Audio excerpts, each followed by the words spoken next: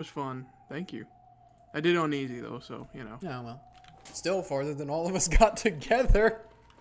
We weren't doing bad. It's hard to do it by yourself because you have to craft and fend off stuff, but yeah. Well, look forward to muck content, everyone. Yeah, we're muck maxing. We're 3 years late. Muxing. I'm waiting for my notification. I'm not getting my notification. Yeah, I gotta check it here in a second Hey, too. give me my notification. We're live right now. Ooh, There it is. 3 years late. The thumbnail today is brought to you by Jessica and Ronove. True.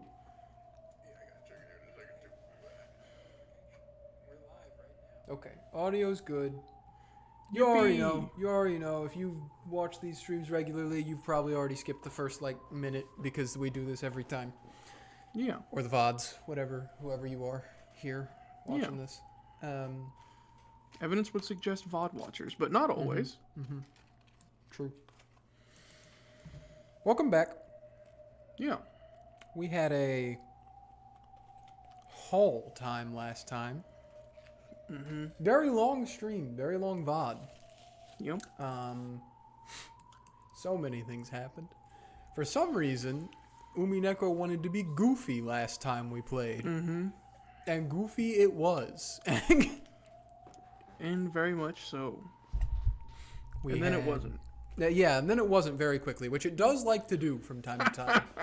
Yeah. But yeah, no, we had probably, I think, the greatest sequence of hilarity in the visual novel at this point, which was the whole sequence of the Kubodorian breakout. Yeah. With the Shyster sisters getting goofed on, and Virgilia getting goofed up. Poor Virgilia, man. Poor. Gap. Virgilia kept getting goofed on, and then the whole goat Kraus battle sequence, which I think is the greatest thing in the visual novel so far, honestly. Oh, I'm sorry. Very common knowledge Goat. in the boxing world. Goat little Goat sister. son. Yeah. You fought well, goat son. Your goat Oni-chan's not gonna make it home. Yep. Oh. What was that The ding dong loser sound? flags. Yeah. What If a this all story. sounds foreign to you and you don't know what we're talking about, please go watch the last stream. Yes, go watch last stream. It was a wild ride. More than any other stream will I say please watch the last one because a lot happened. Ah. All right. And then it did end sadly. Well, it ended and that was sad, but then it also ended in a sad way as well. It did end in a sad way. 1 second. I'm trying to... No, There we go. he is trying to. I got it. He got it. All right. And now, the only one after left all on of the that- island. Oh, If any of you remember, I immediately was like, I can't go on anymore. Please don't make me be Maria. Because this Yep. is what we stopped on. yep. And so it's Maria and Battler and Kinzo Kenzo is still there. and, And Goda Kumasawa and and Goda. Kumasawa. So presumably. Yeah. They've been locked in the storehouse though. There's no and that's, reason for them to be killed, but there's also no reason really for them not to be killed either. Yeah. They could just be killed not as part of the ritual if Yeah. someone just doesn't like them. We'll have to see. But yeah, that's the And game board. Kenzo's tests for his grandchildren are still going on, with Battler's True. being next, because both... Honestly, I do think that George and Jessica both would have passed his test if the way they chose to do it didn't result in them being killed. Yeah. I think he probably would have been like, yeah, I respect that. But it resulted in them being killed, so... Yep. Kenzo probably would just be like, well, always knew you were a bit weak. Yeah. he would do that. He would say that. But Anyways. we got, that's the game board. Yep. Meanwhile, we also had stuff at the beginning that was kind of easy to forget because it happened in the beginning and then a bunch of crazy stuff happened. But Ange Still had 1998 going on, yep. She is soon en route to Rokkenjima proper, where she will hopefully finally get what she's looking for. And did you see it? Barely visible for 1 second during the last CG of 1998, a small unidentified object was seen by Ange. She saw something weird. Was like, whoa, I get it now. She was the Danny DeVito meme. She was like, I get it now. I understand why I'm here. And then we got left on that cliffhanger. So maybe we'll see some of that again today. And coincidentally, I mentioned it last stream as well, but in the PlayStation 3, art of the backgrounds for that specific scene, you could also see what she saw. Yes. Yes, you could. I was like, wow. But allow me to That's it. clear my throat a little bit. Indeed. I don't know why you're mad, Battler. You don't? Everyone was killed by that damn geezer who was saying something crazy about Beatrice's resurrection ceremony or whatever. So, by now, 13 people have been offered as sacrifices. And it's already time for Beatrice to revive, right? Sure, that sounds great. I'll find Beatrice too and kill them both. We've survived the ceremony. So, we'll receive an invitation to the Golden Land from Beatrice. Over there, all wishes will be granted. If having your family killed is painful, then you just have to resurrect them. That's what I plan to do. I'll revive the really nice mama, the one that isn't possessed by the Black Witch. So mama will always be with me. There won't be any more overtime or working on days off. She'll always be with me and only think of me. And she'll always fight against fearsome enemies for my sake.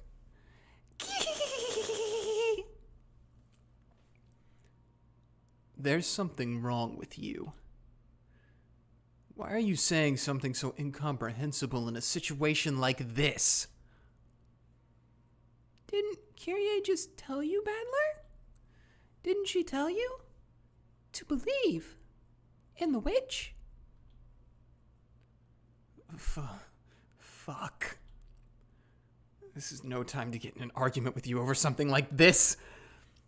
Now, there are no hostages or anything. Anyone left alive. This weird, shitty ceremony game is already over. Let me do what I want now. Someone might still be alive. Or someone might be hiding. I'll search everywhere, find them, and beat the shit out of them. In a rage, Battler grabbed his hat-stand spear and flew out of the room. Maria watched him go, looking bored. Even though Beatrice will grant our wishes soon anyway. Stupid Battler.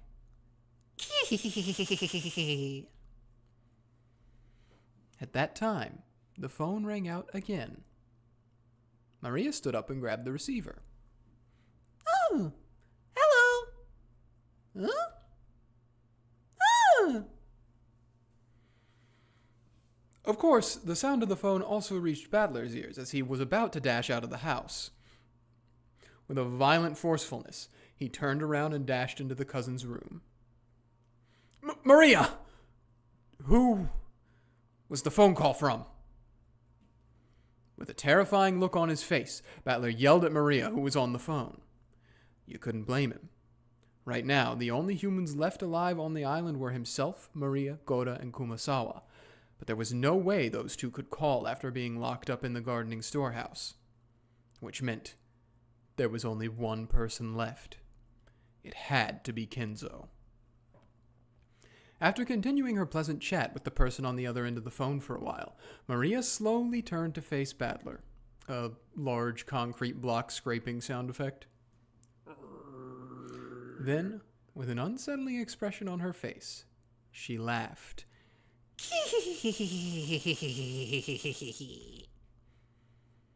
It felt almost as though the person on the other end of the line was chatting about Battler. Maria? Who's on the phone? Grandfather? Battler couldn't imagine that this was the case. After all, it was inconceivable that Maria would talk intimately with Kenzo, and that she would be chatting about Battler with that eerie smile on her face. So just what kind of person could be on the phone? Who could make Maria chat with a smile like that? At that time, in the back of his mind, the words Kyrie had spoken to him drifted up. If a witch does appear, then there's no need to doubt. Just believe that it exists. Yeah, Battler just came back. He sure is jumpy. Maria! Who's on the phone? Who? Hand it over? Sure.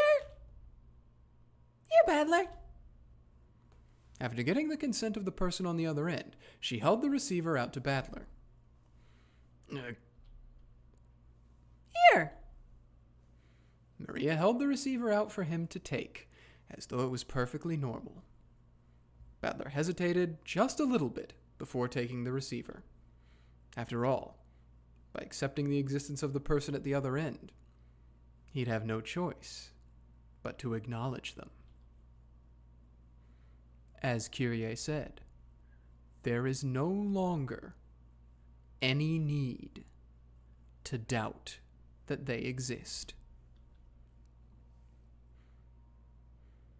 Battler took the receiver. As he did, Maria briskly left the room. Battler, who was a bit scared to find out for sure who was at the other end of the receiver, questioned Maria before taking the call. Hey! Where are you going? To where my test is. I wonder who the next Ushiromiya family head will be, Battler or me? Don't go! You'll be killed! I won't be killed. The ceremony is already over. And even if I'm killed, I'll be revived. Whether one of us becomes the head or not, we've already been invited to the Golden Land. See ya! Wait! Maria! Battler stretched his hand out to Maria's back as she left, but the cord of the receiver that he was gripping stopped him, just like a chain. He readied himself. Battler put the receiver to his ear.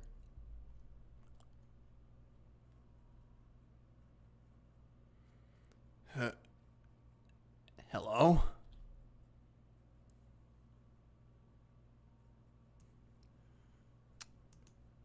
Is it just me, or is there like no audio? Is that crazy?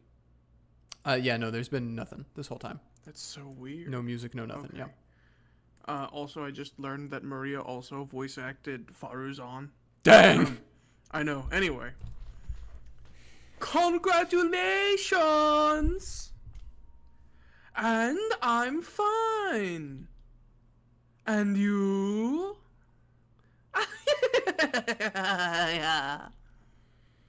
Screwed up, mocking English filled his ears. It was the voice of a woman he didn't know. Who was it?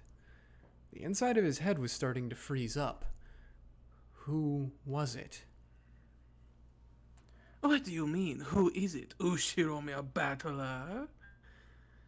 Normally you'd answer, yes, I'm fine. Right? That takes me back. You do that one in middle school, right? That thing you do in pairs?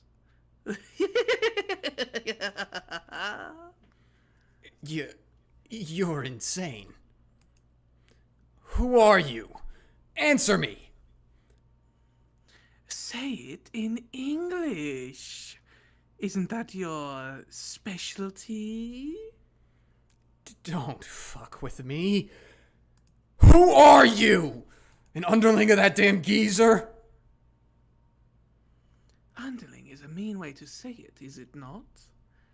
At least say prisoner. And Kinzo is my prisoner. Right?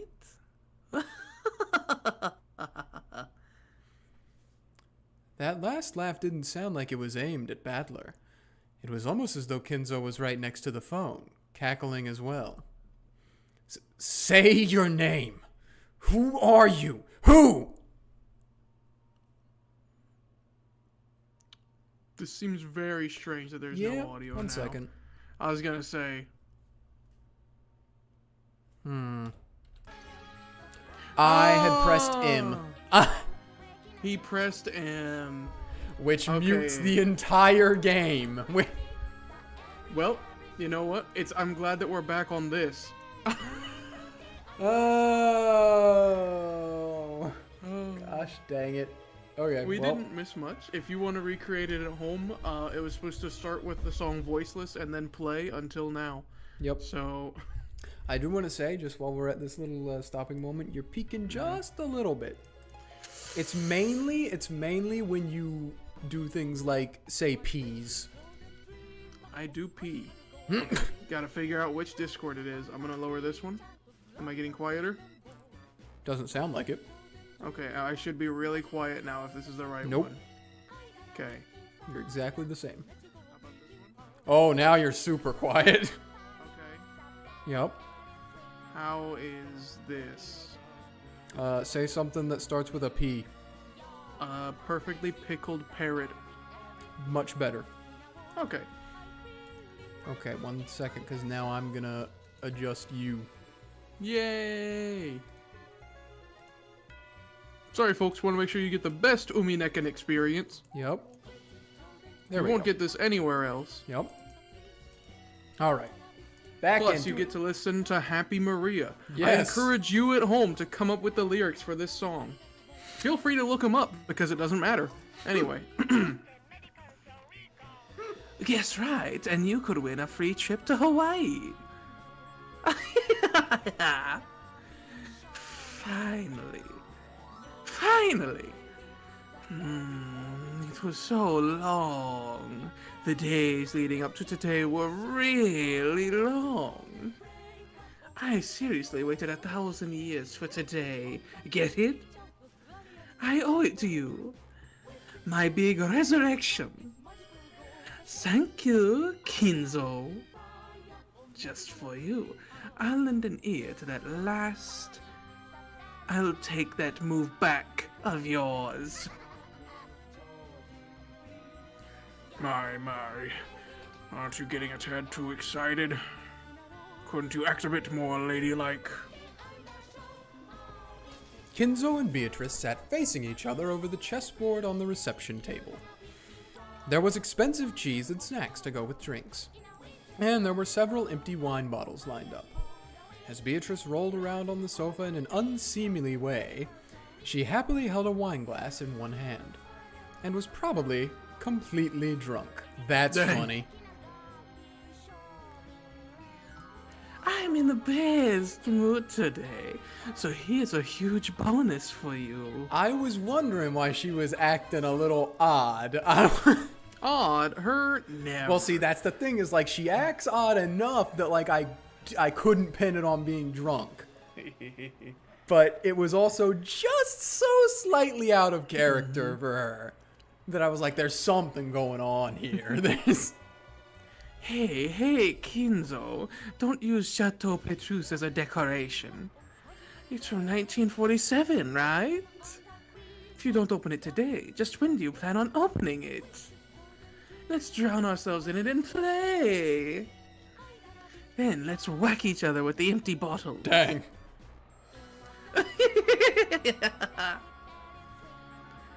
How amusing. You're too excited. And you're letting loose too much. And what about you, Kinzo? Aren't you happy to be reunited with me? Ah, it's the living world, the earthly world. Long live my flesh.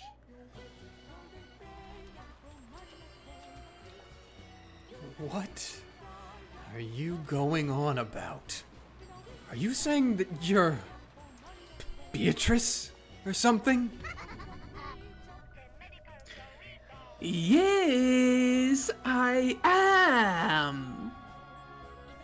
Thanks to Kinzo's 13-person murder ceremony, I've finally been resurrected. It's nice having a mouth. It's nice having a tongue. How fun it is to be able to talk to you like this. Come to think of it, even though we slapped each other with abuse so many times over and over again, this is the first time we've had a conversation like this on the board during the game, isn't it? How very fresh. Oh, did you hear that pop sound just now? Dang. He opened it. He seriously opened that Chateau Petrus. Do you know how much a single bottle costs? Almost as much as a whole 10-kilogram ingot, you see?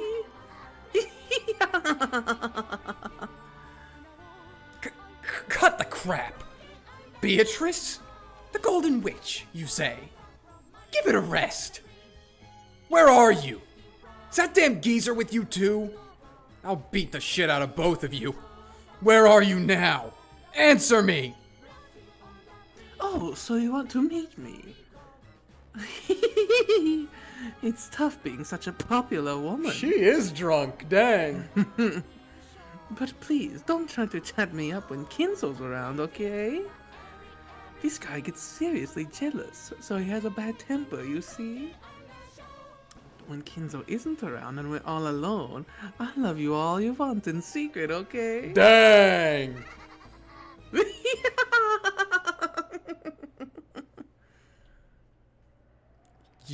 You're insane. Kinzo, I've changed my mind. I won't do Maria's test. Dang. You go. Oh, I understand. Okay. I thought she was just saying, nope, Maria doesn't get a test anymore. How fickle. So, are you saying you'll do Battler's test? Nothing wrong with that, right? I'm so upset because Battler What? and Kinzo never interact. Yeah. That guy is so much like a younger you that it makes my heart race. Don't worry, I won't cheat on you. This will be the only time I'll be alone with him. Massive red X. I'm always alone with you in bed, right? Whoa. But no more tying me to the bed with a collar, okay?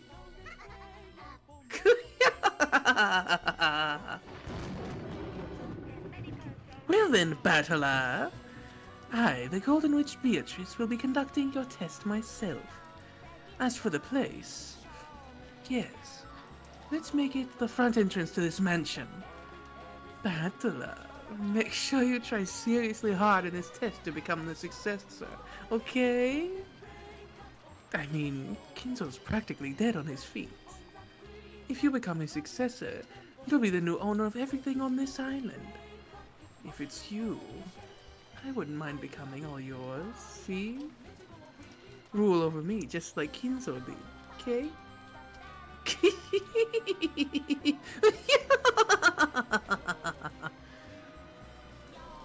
The front entrance of the mansion.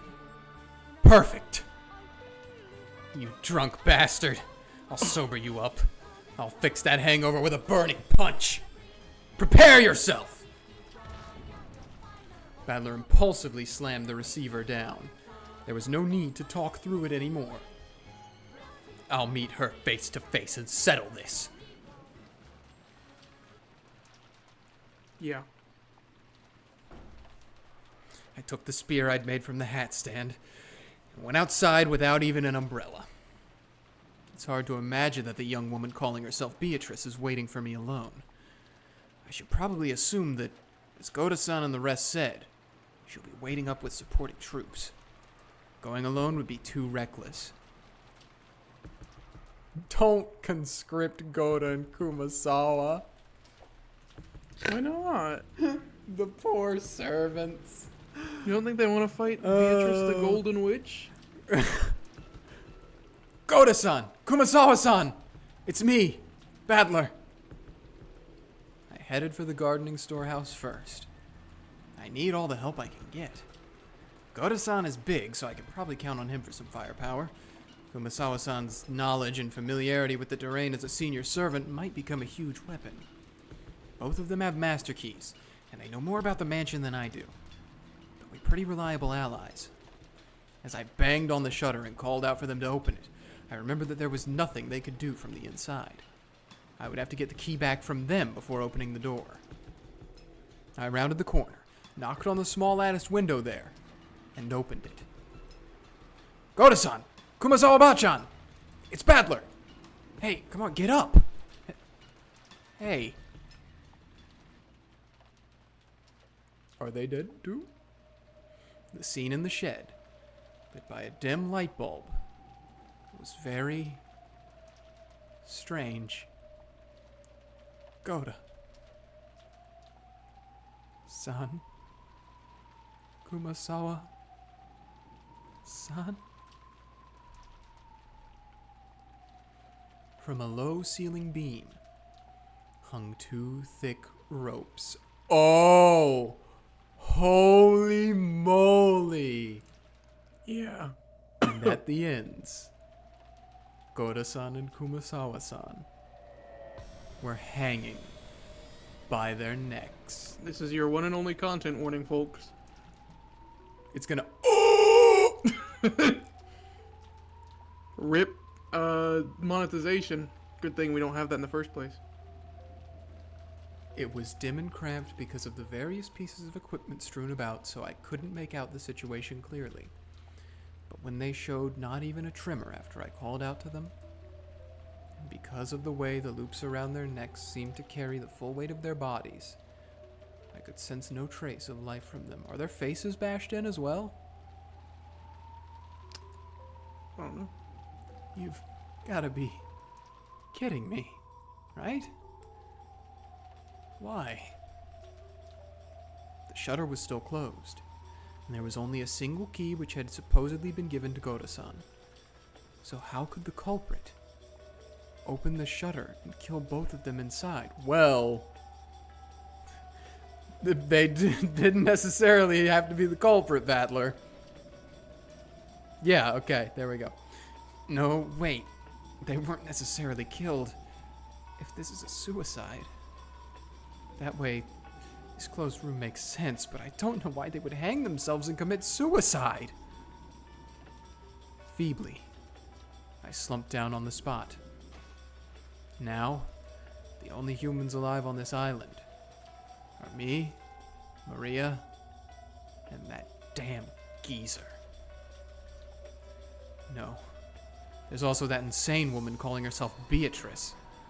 There's Maria, who acted like the witch's ally from the beginning, and that geezer, the ringleader who revived the witch. And the witch herself. What the hell? By now I might as well be the only one on this island.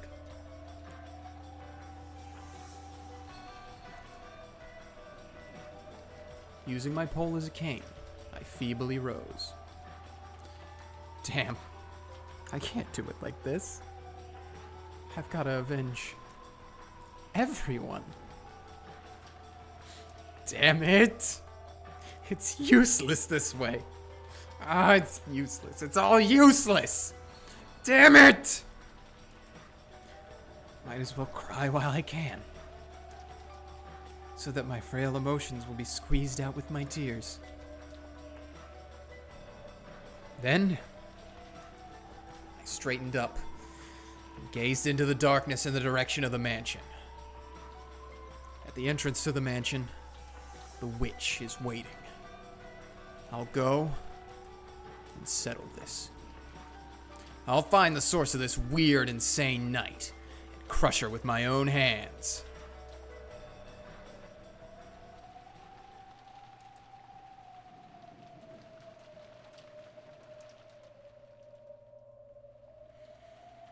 Amidst the pouring rain, I walked through the rose garden without an umbrella, letting myself get soaked. I could see the arbor on the other side. According to Jessica, it seemed that George Aniki had also been killed. Well, by this point, There's no need to worry about the lives of any hostages. I left the path, aiming for the arbor. Then, I saw George Aniki's weather-beaten corpse. We got a drippy drip. Oh, Finally, someone has observation. finally been seen. Yep. His corpse was found in the Rose Garden Arbor. There was a single hole right in the center of his forehead. I thought Jessica punched him in the gut. I mean, I suppose they could have just remade his body. It's Yeah. probably reasonable to assume he was shot with a gun or something similar. Or that. It's a brand of humiliation, marking his defeat to Gop. Aniki. Damn. The corpse was in front of the arbor. If he had died under the arbor, he might have at least been spared being beaten down upon by the rain. In Aniki's forehead was a gaping hole, as though he'd been shot with a gun. Perhaps because the rain had washed everything away, his face wasn't covered with blood, so he looked almost like he was sleeping. However, his clothes were stained a deep red, and there were still signs that a large amount of blood had flowed out. How happy I'd be if he were sleeping, or else pretending to be dead. But even though the rain sprayed against Aniki's eyes, they remained open. And the hole in his forehead was no joke, but absolutely real. There had been a faint chance that even Goro-san and Kumasawa-san hanging by their necks in the gardening shed had been them playing a bad joke. But that naive possibility had now been completely denied.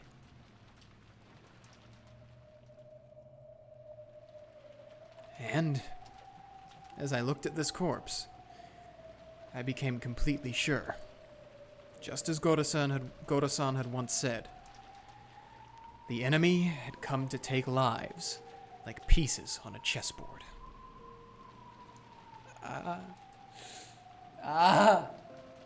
There's no mistake. It seems that old geezer and the witch really don't view our lives as anything more than that. That damn witch said something over the phone. Something about us being on the game board. Perfect. I see. She thinks this is a game. Then, if you killed everyone like it was a game, it's okay if I kill all of you like it's a game. Right? Prepare yourself, Beatrice. Okay.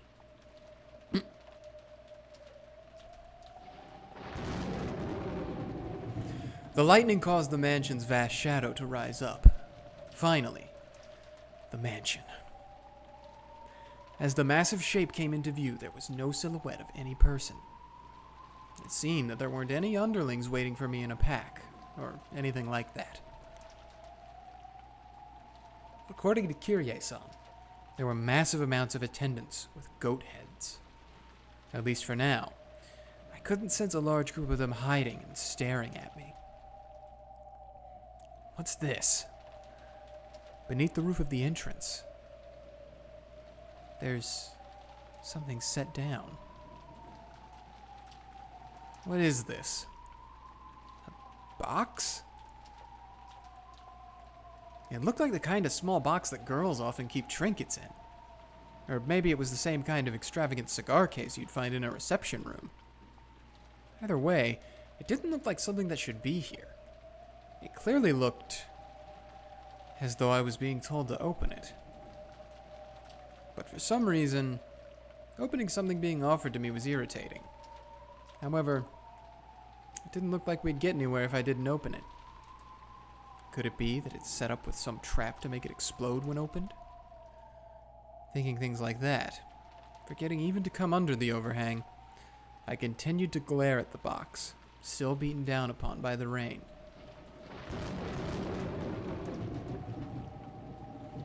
Then, mixed in with the thunder, was some kind of music? It sounded like that. It was the tone from the big clock in the hall announcing midnight. It was also a sound announcing that this insane day, October 4th, had finally ended. And that the much more incredibly insane day of October 5th had begun. That sound quieted, and I could hear an eerie laugh coming out of nowhere. I got the feeling that the voice was coming from the heavens, and I looked up at the sky.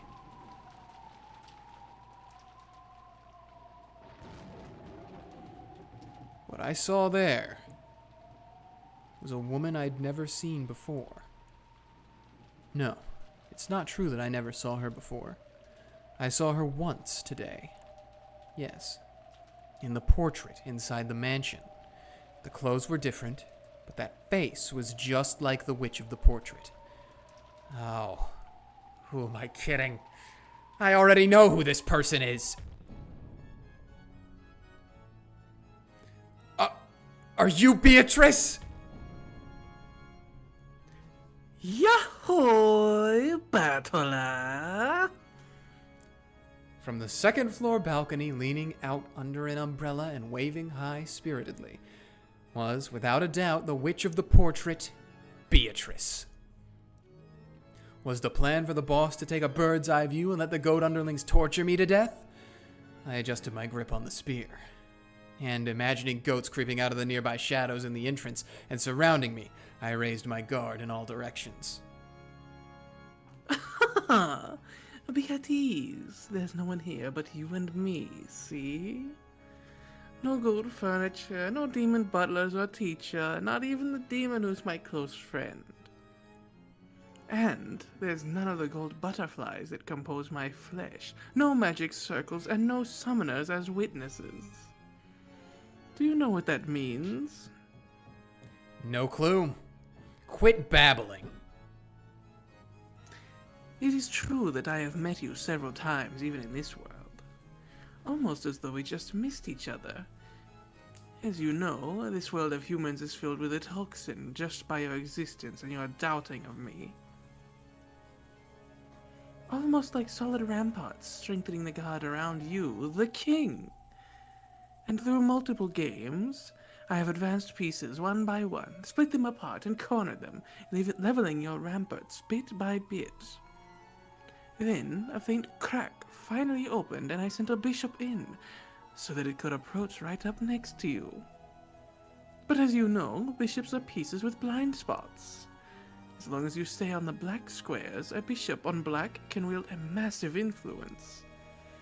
But if you escape just one step to a white square, even if I close in right next to you, I will not be able to touch you. That is why I have progressed through this game by sending in various pieces to prevent you from staying on a white square. Forcing you out in front of me, the one who controls the black squares next to you. However, there are no holes opened all over your ramparts. And I was able to send in not a bishop, but a full queen. Do you know what kind of piece a queen is? A rook plus bishop. Is that what you're trying to say?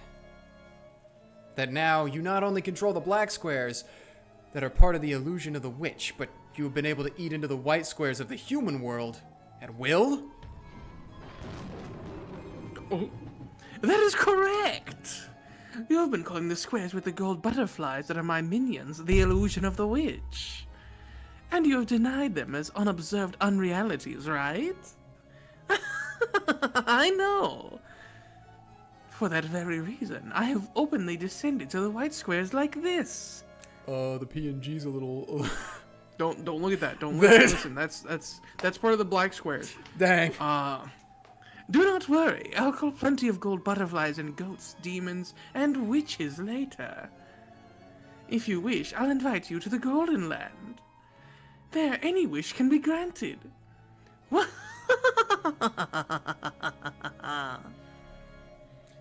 It's starting to look like someone knocked an ink bottle over this chessboard of an island. I see. A pleasant phrasing. Soon, you will be covered in ink as well. Huh? You will finally become covered with pitch black, and will surely become a black king. You really are pitiful, drowning in a sea of ink right now, aren't you? No, that's wrong. I'll admit that the island has been stained completely black from your ink bottle, but there's still a white square left. Oh, where? Right under my feet. Your ink of magic tried to cover the entire island, but it can't cover the ground my feet are standing on. Even if this island seems to be stained pitch black at a glance, I am me. I'm here, stepping on a white square.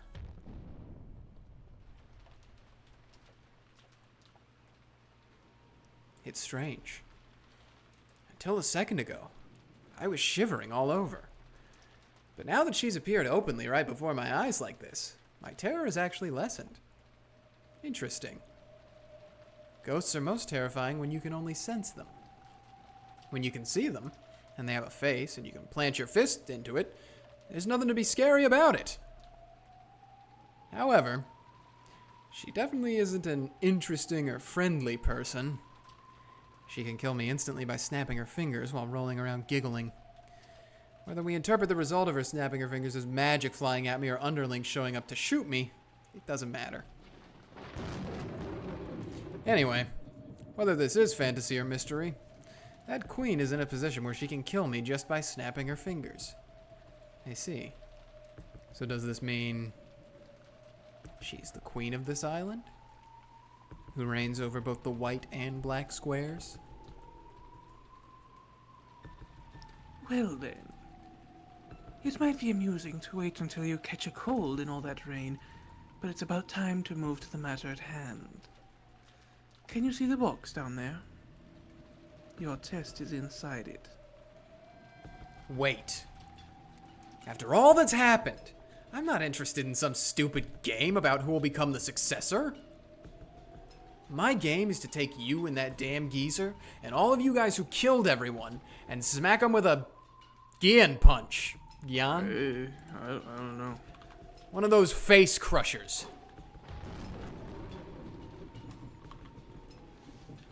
Oh. So you will fly through the air up to my balcony? Very well, very well.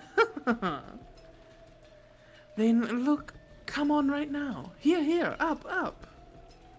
Damn you, acting so carefree just because you're in a completely safe place. I'm coming over there right now, so prepare yourself and wait for me. Ah, okay. Apparently that's a Doraemon reference. And it's also supposed to be a reference of like a punch someone does that then caves the face in with the imprint of the punch. Dang. Yeah, it's a Looney Tunes. Anyway. No. The door is locked. Of course, the shutters are down for all the windows. My castle isn't so fragile that a single knight like you could break in. I tried opening the door to the entrance anyway, but it really was locked. When I looked around, I noticed that the shutters were closed on the windows after all. Normally, those wouldn't be closed.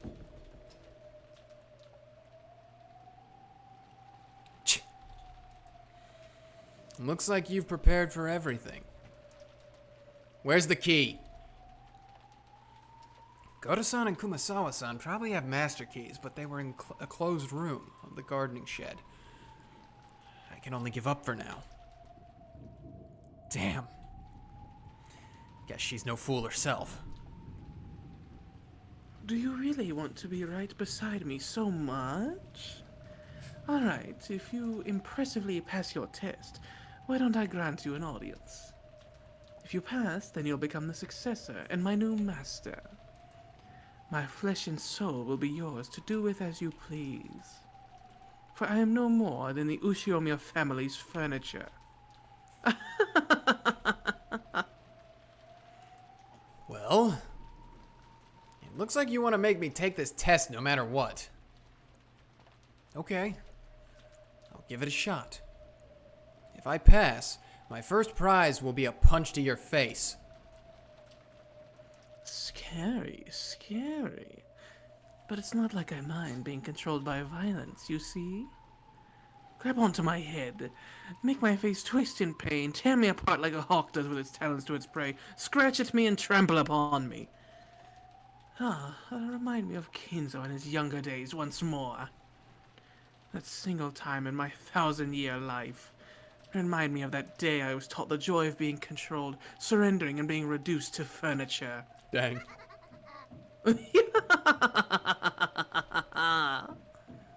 You damn drunk. We aren't getting anywhere. Ignoring the stupidly smiling witch, I picked up the box. Yes, open it. Inside is a letter. Read it. I opened it. There was a faint smell of cigarettes. Apparently it really had originally been a cigar case. But there were no cigarettes or cigars inside. Instead, there was a Western envelope with the one-winged eagle crest. And when I opened that too, there was a letter inside. I looked up at the witch. She was grinning down at me. It seemed she was looking forward to seeing what kind of reaction I'd have to the contents. Damn, just perfect. Its contents were something like this. Among the 3 mentioned below, in order to gain 2, sacrifice 1. 1, your life. 2, blank's life. 3, everyone else's lives. If you do not choose 1, all of the above will be lost. What's this? Some pretty creepy stuff's written here. More importantly, the second one's blank, so I don't even know whose life it's supposed to be. Indeed. That second one is where you put the name of the one the test taker loves the most. For Jessica's test, it was Canon's name, and for George's test, it was Shannon's. Since they had obvious feelings for certain people, those names were written in beforehand. But I don't know whom you have feelings for. So I didn't know whose name to write and left it blank. Huh. That's perfect. I love you, Beatrice. I'll stick your name in here. In that case, I'll choose the second choice. Happy now? Hey, quit joking, quit joking. Hey, please, Battler. Tell me the name of the person you have feelings for. If you don't, then this won't be a test, right? Sorry. I don't have any girl in particular. Even if I did, why the hell would I tell you? In that case, this test will not work for you. What a shame, what a shame. And I was really wondering what kind of woman was your cup of tea. What would you do if I said I liked flat-chested lollies with long black hair? That wouldn't match you at all, right? Lies, you red sommelier. Dang! Blonde and bouncy is best, right? Yes. Am I not truly the embodiment of your ideal?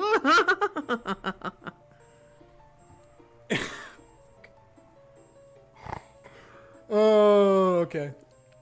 Remember earlier when we mentioned that ping-ponging between serious and funny? Yeah. If guessing your 3 sizes is the test to become the successor, I'll take it gladly. Ah, yes. This was the test to choose the successor, wasn't it? I heard you almost say chest. Hey, listen, you know, Oh, it was so fun chatting with you that I've been getting a bit off topic. Then, let us begin the test. I will question you to see whether you are qualified to be the successor to the Ushiomiya family headship. Answer with care. The witch, who had been joking around like she was drunk until a second ago, suddenly regained her dignity. She looked as though she truly had stepped out of that majestic portrait.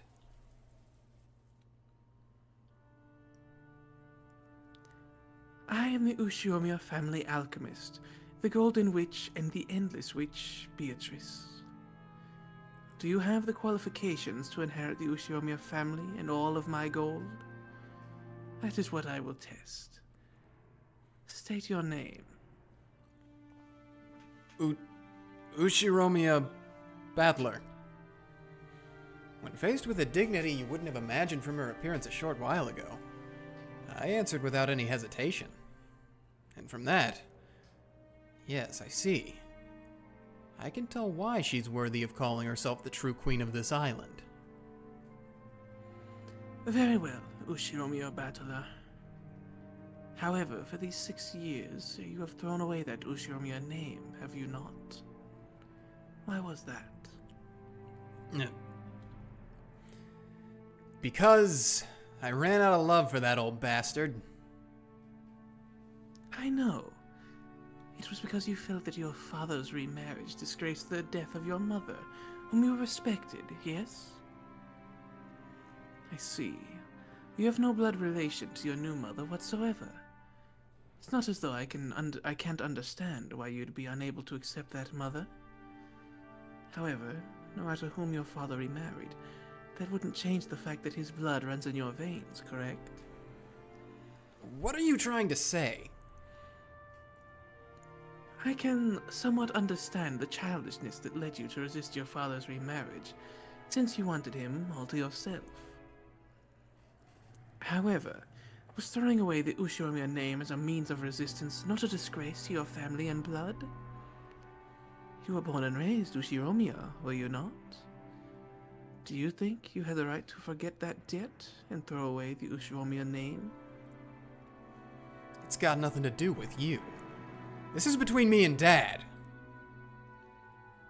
The Ushiromiya name does not belong to you and your father alone. That was your childishness, nothing more than your inability to forgive the fact that your father was stolen away by an unknown woman. Those 6 years during which you threw away the Ushiromiya family register were a significant period during which you covered the Ushiromiya family in mud. Know the depths of that sin.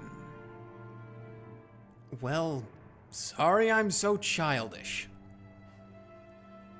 However, even though it occurred around the same time of the deaths of your grandparents, you did well to return to the Ushiromiya register. For that, I'll just give you a chance to purify that sin yourself. Now is the time to compensate for your sin of 6 years ago. Come, try to remember.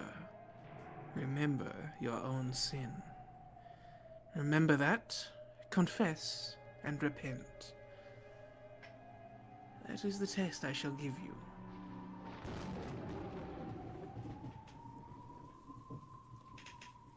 At that time, a massive thunderclap rang out, making my mind go blank. What do you mean, repent? Are you trying to tell me to apologize? The test has already begun. You may think as you wish. The witch's expression did not look like a person forcing a tough question on someone and sneering at them. She was asking seriously. Oh, this isn't Battler anymore. And he could even sense a quiet determination. Even though the rain fell on Battler, he did not shift his eyes from that gaze. The witch threw her umbrella away. She abandoned herself to the falling rain, so that the rain would fall on her until Battler answered that question. She had chosen to let the rain fall on her as well until he reached an answer. For some reason, Battler understood that, and yet he didn't understand. Well, if you put it that way, I do think I was being childish. All things considered, even Dad getting remarried didn't cancel out the debt I owed him for raising me. I heard that Dad always kept on paying for my living expenses, and that he even said he wanted to participate in school events. The only reason he couldn't come was because I told Grandpa and Grandma not to let him come, no matter what.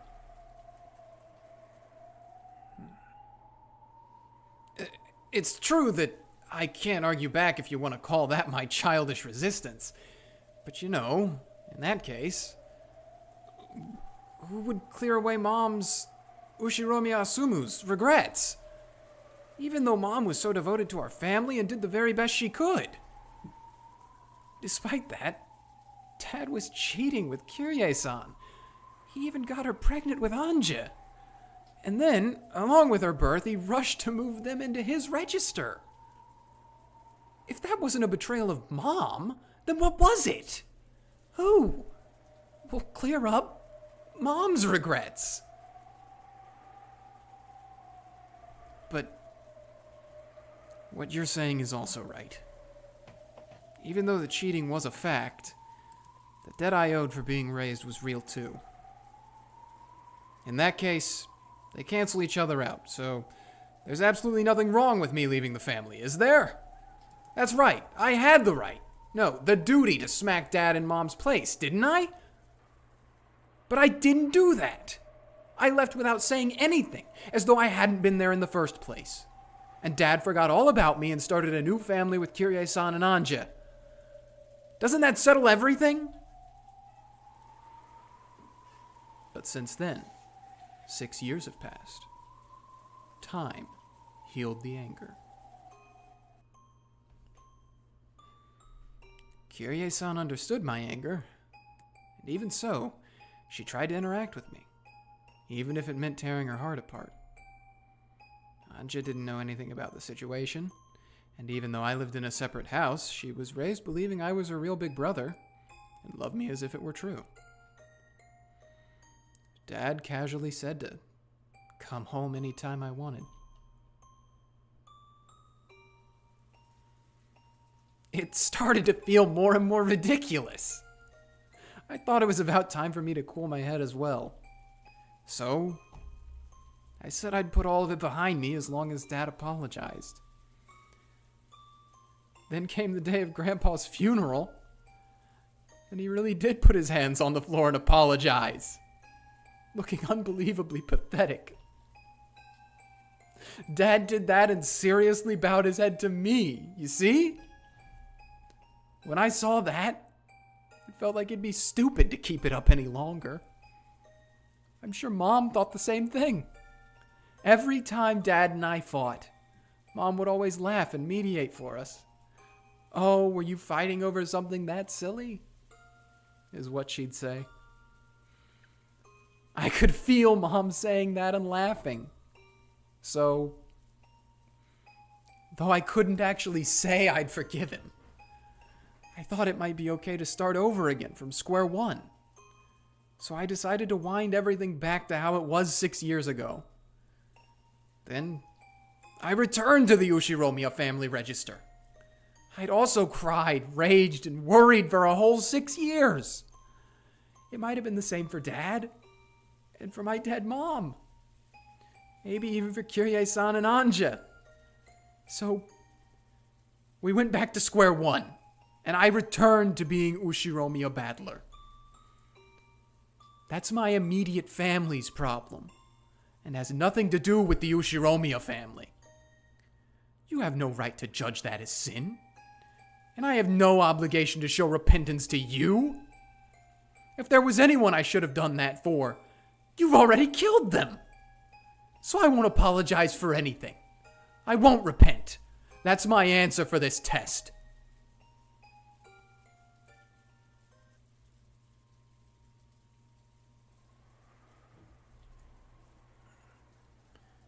Is that all?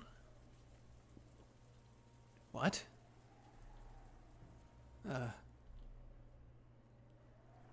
Part of me had fully responded to her provocation, and I'd supposedly vented out all the stuff I'd kept inside my chest, stuff I hadn't wanted to show to anyone. That was what the witch had supposedly been expecting. And yet, the witch's blank expression didn't change in the slightest. I'd been sure she'd start cackling and guffawing, sneering at my childish, foolish, and shameful past.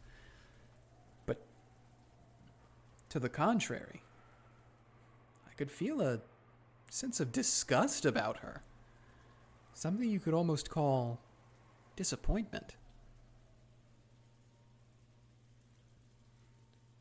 What do you mean, is that all? I've exposed everything about me, right? What more could you want? That still isn't enough to clear away your sins. Clear away? What the hell? Are you asking me to prostrate myself right here and apologize like Dad did? That's not it. I have no interest in matters concerning your immediate family or your home. Where are we?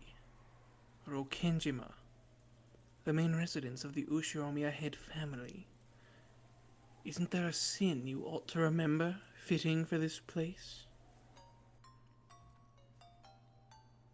Are you saying that I have another sin? Remember, Ushiromiya Battler. Not being able to remember, that is your sin. For that reason, I shall forgive you. If you can remember it, I shall forgive you. Remembering that is my test of atonement for you. Even if you tell me to remember. Remember. That's what makes it a sin. Sorry, Beato. I have absolutely no memory of it.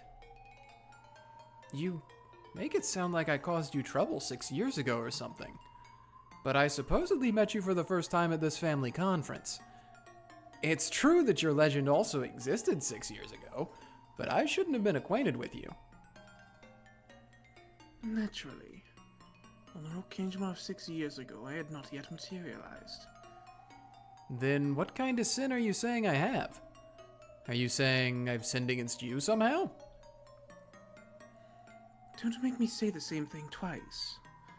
I had not materialized 6 years ago. There was no way for me to become acquainted with you. In the world that you are, it was as though I didn't exist. Beato's cold eyes felt as though they were pursuing some kind of sin. Really. At a glance, it felt as though she still hated me for something I'd done to her, and that she blamed me for it. However, I naturally didn't have a clue, and Beato had said it herself. 6 years ago, there was no link between us. 6 years ago, no person called Beatrice existed for me. At least give me a hint. Does this sin have anything to do with you and me? I had no connection to you 6 years ago. Remove me from your thoughts already. Why do you think it is a sin against me? Your eyes. My eyes? Oh. Because your eyes are whispering at me to apologize. But I had no connection with you 6 years ago, and it looks like you acknowledge that too.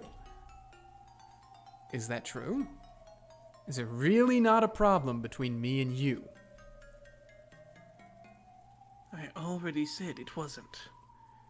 No problem between me and you has anything to do with this. But still, your eyes are telling me differently. So I don't even have a clue.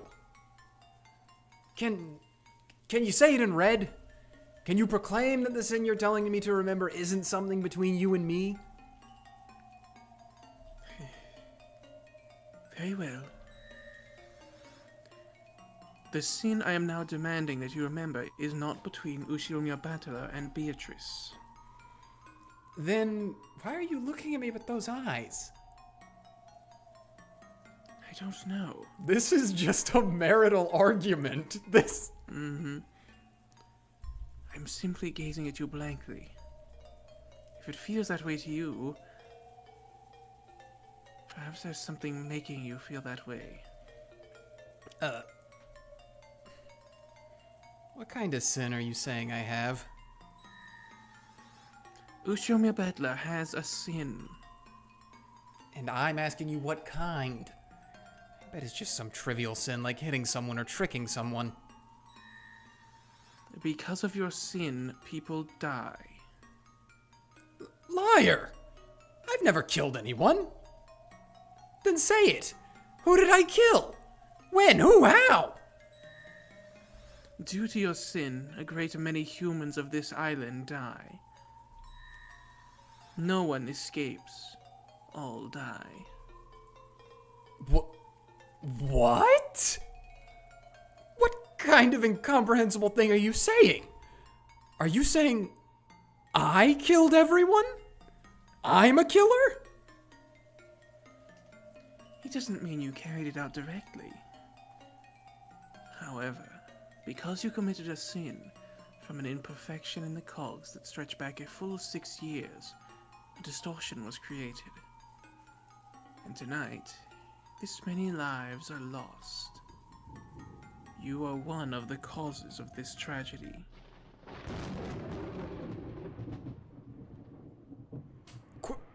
Quit messing around. I'm the cause? She didn't say the cause, she said one of. Then what? Are you saying 13 people died because I abandoned the Ushiromiya register 6 years ago? Are you saying that 13 people died because I came back to the Ushiromiya family after 6 years? Don't fuck with me. Give it a rest. For these 6 years, I've been the man farthest from the Ushiromiya family, right? How could I have influenced anything in any way? It's not like I came to the family conference because I wanted to, right? I'd returned to my family after 6 years, so to make up for that lost time, I came to Rokkenjima reluctantly. It's not like I had some duty to come here today. I came back, and because of that, a massacre occurred? Then what? Are you saying that if I hadn't come back, no one would have had to die? Say it in red. Can you say that in red? If I hadn't come back, this massacre crime wouldn't have occurred? There's no way you can say it, because you're the culprit for everything. Repeat it! If Beatrice Battler hadn't returned to Rokkenjima, this crime wouldn't have occurred. If you can say it, try saying it. Can't do it, can you? You can't say it. The culprit is you, not me. Don't try to rub that responsibility off onto me.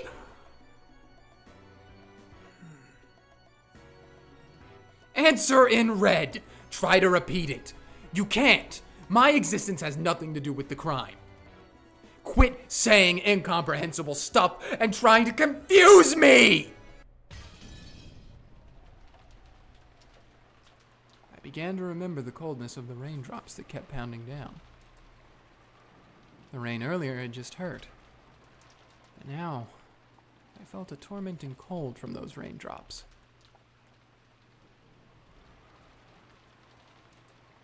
Is there nothing that you remember?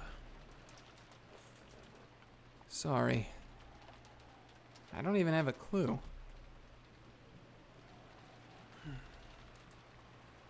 Hey, I'm starting to get a little pissed off. If there's something you want to say, then say it. If you have a grudge against me, you just have to say it out loud. Don't do it in such a dirty way, forcing me to remember. I'll ask one more time. Can you remember any sin? No! I can't remember anything!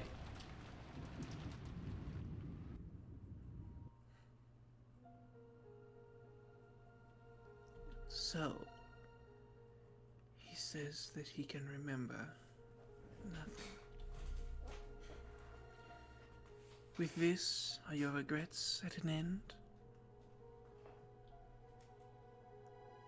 Indeed. Even a hopeless bet can leave behind regrets if you do not take it. That's enough. The betting itself has meaning. That may be true.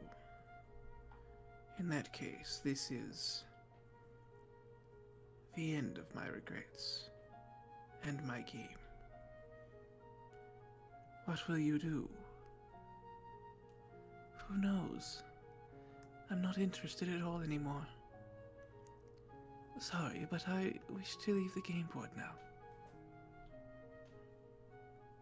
I see. I understand. I will take over for the rest of the game. You may rest. Indeed. All that remains I will finish. You may forget everything and bury your head in your pillow. A feather futon should gently protect you from everything. I'll be counting on you to finish up the rest. Leave it to me. Leave everything else to me and sleep. The witch who had questioned Battler hid herself, and the other witch who had appeared from behind remained. She certainly was identical, the same witch, but her expression was somehow indifferent and ice-cold, completely removed from the one who, despite seeming drunk up until then, had been in high spirits. Hey! Are you listening? Isn't this enough for that test thing? I don't care whether I passed or failed. I won't be satisfied until I can bash your face. Come down here, or else I'll open this door. The witch did not answer. Her eyes were as ice-cold as Battler's shoulders. She was now clearly a different person since the time she'd first appeared on that balcony. The witch gazed into my eyes and gave 2 small shakes of the head. Even without words, I was able to gather that she was expressing some kind of disappointment. Without saying anything, the witch turned on her heels. After that, only Battler remained, the cold rain still beating down on him.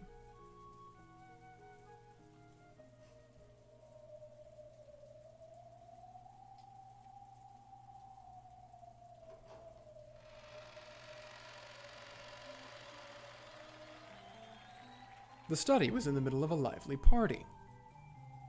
It seemed that Gop was making fun of Virgilia, having tripped her up in some stupid way. They were spitting Lia Lia Lia and Gop Gop Gop at each other. With this as a sideshow, Kenzo and Ronove had opened a new bottle.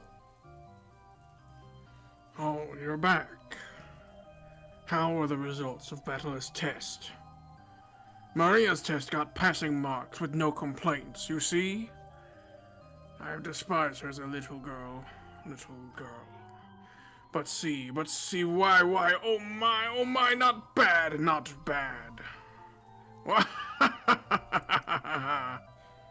It seemed like Kenzo was dead drunk. Facing Beato, who had returned, he laughed with the same level of tension as the time they'd left for the tests. However, Ronove and Virgilia instantly noticed the change in enthusiasm. Gop also froze her expression and went silent.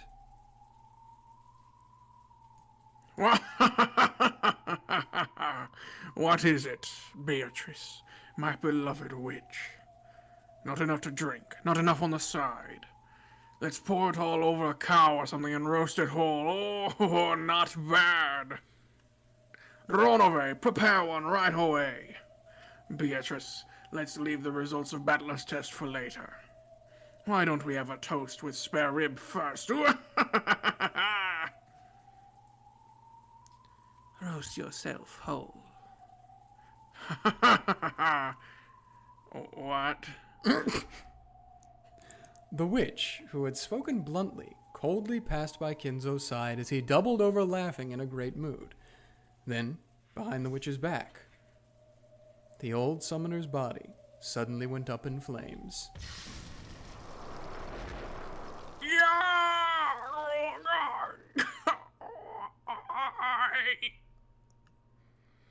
As crimson flames spat from his eyes, mouth, nose, every hole on his body, Kinzo rolled around. Even though it was a terrible hellfire, it didn't burn anything except Kinzo. Kinzo didn't have a clue what was going on. Unable to understand why Beatrice, who had been in such a good mood, had suddenly turned so cold, he rolled around. The dancing silhouettes of the witch and demons created by that massive rolling torch looked like a group of excited spectators around a burning at the stake. However, the eyes of the demons who watched over it were indifferent. When Kenzo finally stopped moving, the fire disappeared, leaving a pitch-black corpse. The inside of the room was commanded by the stillness of the sound of the rain. What has happened, milady? I've gotten over my excitement. Clean up those bothersome cinders. Beatrice's expression was unbelievably indifferent. There was an iciness that might easily bring the others to the same fate as Kenzo if they annoyed her. Yes, I will clean it up. Gop made a jet-black pitfall swallow up Kenzo's cinders. If she hadn't carried that out quickly, Gop might also have been burned. You could even feel that thirst for blood. No, a thirst for blood probably isn't the best way to describe it. Just like humans don't have any particular emotion when they step on an ant while they're walking. That was how much, unconsciously and mercilessly, Beato was now filled with a brutal emptiness that wouldn't hesitate at burying a passerby. Well, what is it, Beato? I don't want to answer. No, even answering is too much of a pain to do now. What is it? This isn't like you. Did something happen? Did Battler say something? Uh-oh.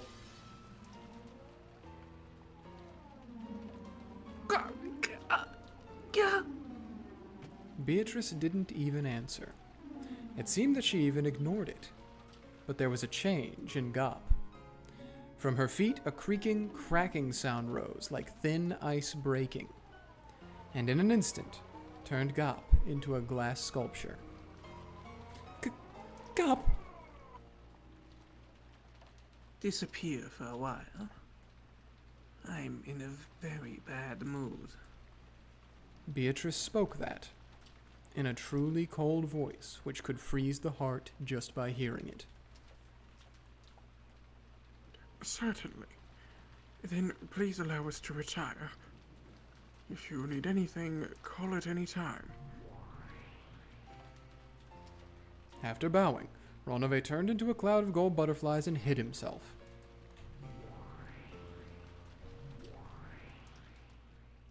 After turning Gop, who had become a sculpture, into a cloud of gold butterflies, Virgilia also turned into a cloud which mixed in with the others and disappeared. In the study made untidy by drinking, Beatrice stood still, alone. Since the time she had returned, her expression hadn't changed in the slightest. However, when she saw the fallen empty wine bottles and scattered cheese plates, her brow furrowed, and she looked a bit displeased. And when she whispered, "Disappear," in that instant, the room was cleaned up in a flash, as though nothing had happened. The reception chairs were neatly arranged, and there was no wine or cheese. There were no stains or scattered trash either.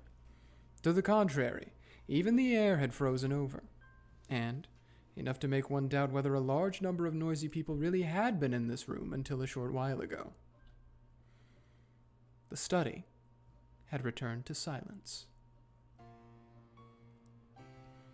In that silent, frigid study, where even the air had frozen, Beatrice stood still. Then she called, muttering. Battler, are you there? I've been here for a while. What the hell's going on with you? You've been strange since a short while ago. Do I seem strange? My apologies. Even though you were drinking so happily with that damn geezer, you suddenly burned him up. And your demoness friend is a glass sculpture. When you told the demon butler and your teacher to leave, they disappeared right away at your words. Just how fickle and selfish are you? Battler, I'm done. Done with what? I've grown bored of this. Huh? That's, well, you were the one who started this game. If you've had enough, that's great for me. So, basically, you're giving up? I am not giving up. I am simply ending it. No, I won't even end it. I am just abandoning this game for all eternity. Doesn't that mean you're giving up? Nah, the words, got bored of it and threw it away, fit you perfectly. That is correct. I grew bored of it, and am throwing it away. I don't care what happens next. It can remain abandoned and gather dust as much as you like. What's going on with you? You've been kinda hard to deal with since a short while ago. Are these still the after effects of that incomprehensible test from earlier? If you've got a grudge, all you have to do is say so clearly. You said and read that it has nothing to do with you, but that's gotta be a play on words, right? It's written all over your face. You have a grudge against me. How many times will I have to say I have no grudge against you before you understand? At the time you committed your sin, I did not exist. As Beatrice spoke with an offended expression, her face twisted to look even more displeased. Fickle, inconsistent, moody, temperamental, selfish and simple-minded and cruel. But even so, she hadn't shown an expression as strange as this even once, until now. Well, you were the one who provoked me into this game. I'm a bit let down that it wasn't resolved, but feel free to invite me again if you feel like it. But when that happens, allow me to politely refuse, okay? He intentionally spoke in a mocking tone, but Beato showed no reaction. Battler hung his head and clicked his tongue. We've circled around October 4th and 5th over and over again, but I've finally had just about enough of this role. This way, the boat will come tomorrow. That's right, and then the seagulls will return to the harbor. I'll finally be able to hear Rokkenjima's signature nya-nya cries. After all, maybe because of the weather, they weren't there at all when I came to the island. When the seagulls cry, everything will end, I guess. All done. The end. What a relief. Exactly what is it that you're misunderstanding? What'd you say? I said that nothing would end. With this, everything will be abandoned. The game will be forgotten, and the pieces on the board will be abandoned as they lay. There will be no advancing or returning, no taking and being taken. No victory, no defeat, not even a tie. Just abandoned. Doesn't that mean it's over? Wrong. On my turn, the game will stop for all eternity. Your turn will not come. So there will be no victory, nor defeat, nor a tie. In the past, I couldn't let you do that. After all, one of my goals was winning against you. However, I've lost interest. So there is no longer any point in making moves any longer. What do you mean by my turn not coming? I thought that Beato getting tired of the game meant it'd be released and that I'd be able to escape Rokkenjima. But for some reason, Beato's repeated words about the difference between abandoning the game and settling it caught my attention. Just what is it she's been saying? And why the bad mood? At that time, I suddenly heard a voice from behind me. When I turned around, there was someone I thought I might, or might not, remember from somewhere. A mysterious girl with no light in her eyes was standing there. What this kid's saying goes something like this. She means putting the lid on this game and leaving the pieces as they are. The game will be locked away for all eternity, without ending. The only way for you to return to your original world is to win against Beato. So if Beato abandons the game, get it? Suddenly, in a different place, was a girl wearing a bright pink dress. I had a feeling I'd met her somewhere too, but I couldn't remember. More important was the meaning of her words. If the game is abandoned, then... Huh?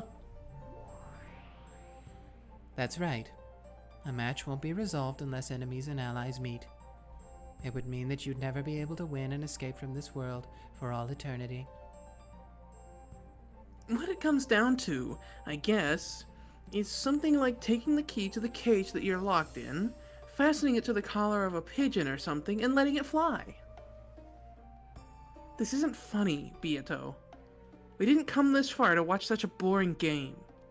Calling it a day like this is no joke. I agree with Lambda. I came here to make Battler win, and to make you writhe in defeat.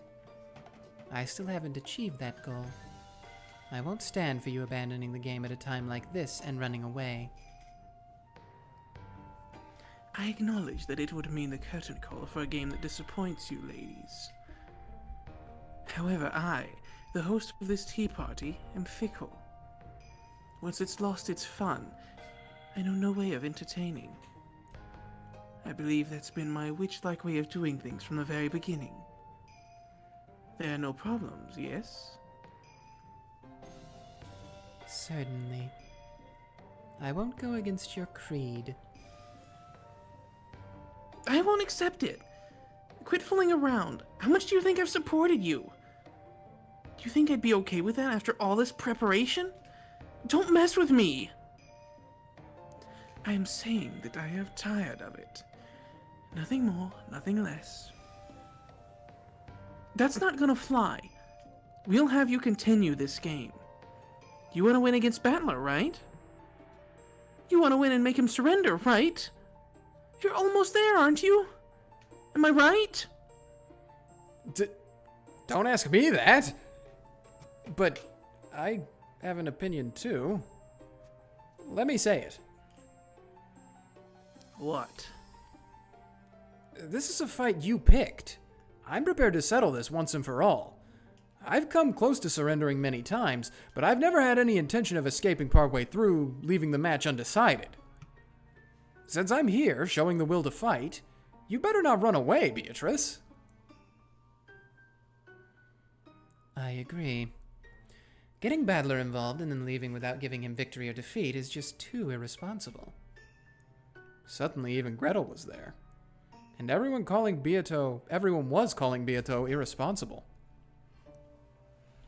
Oh, it seems I'm mostly being called irresponsible because Battler will, as my opponent, be stuck. In that case, Battler, will you step down from being an opponent as I shall? That way, I will have done nothing worthy of criticism. If I step down, will I be able to leave Rokkenjima?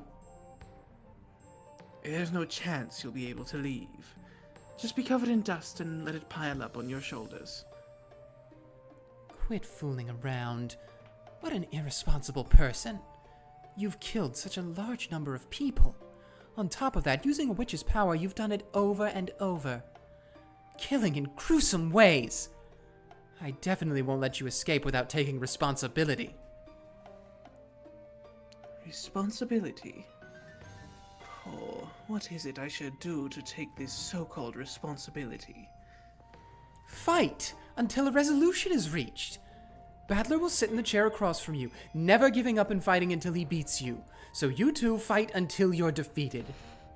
If you don't like that, try and defeat Battler. I won't forgive you. If you leave everything unresolved and abandon Battler in this chair, locking him up and never letting him return, I won't forgive you. Gretel. To be perfectly honest, I didn't really understand from what standpoint Gretel was trying to save me.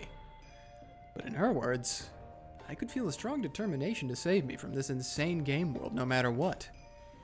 So I responded in kind. Beato, face me. I am here, across from you, in the seat of your rival. Get it? As long as I continue to sit here, I won't allow you to escape. So don't escape. Fight. Isn't this a fight you started? You did all that crap over and over, making a complete mess of things. How could I let you end it because you're tired? After all this time? I am your opponent. As long as I'm here, I won't let you escape. Are you listening, you irresponsible witch? Try saying something! After I yelled at her, Beato went silent for a while. Whether my words had reached her or whether she was thinking about something completely different, I couldn't tell. But for a while, she was silent, gazing at me with an expression I could read no emotion from. And when she realized that I'd noticed, she averted her gaze. Then, she turned her back to me and said this. So, since Battler will not quit as my opponent, the ladies are saying that my abandonment of this game will not be acknowledged. In that case, let's ask. Let's see if the man over there was qualified to be my opponent in the first place. Qualified? Probably has something to do with that test or whatever just now. What are you planning to do? Don't tell me you're...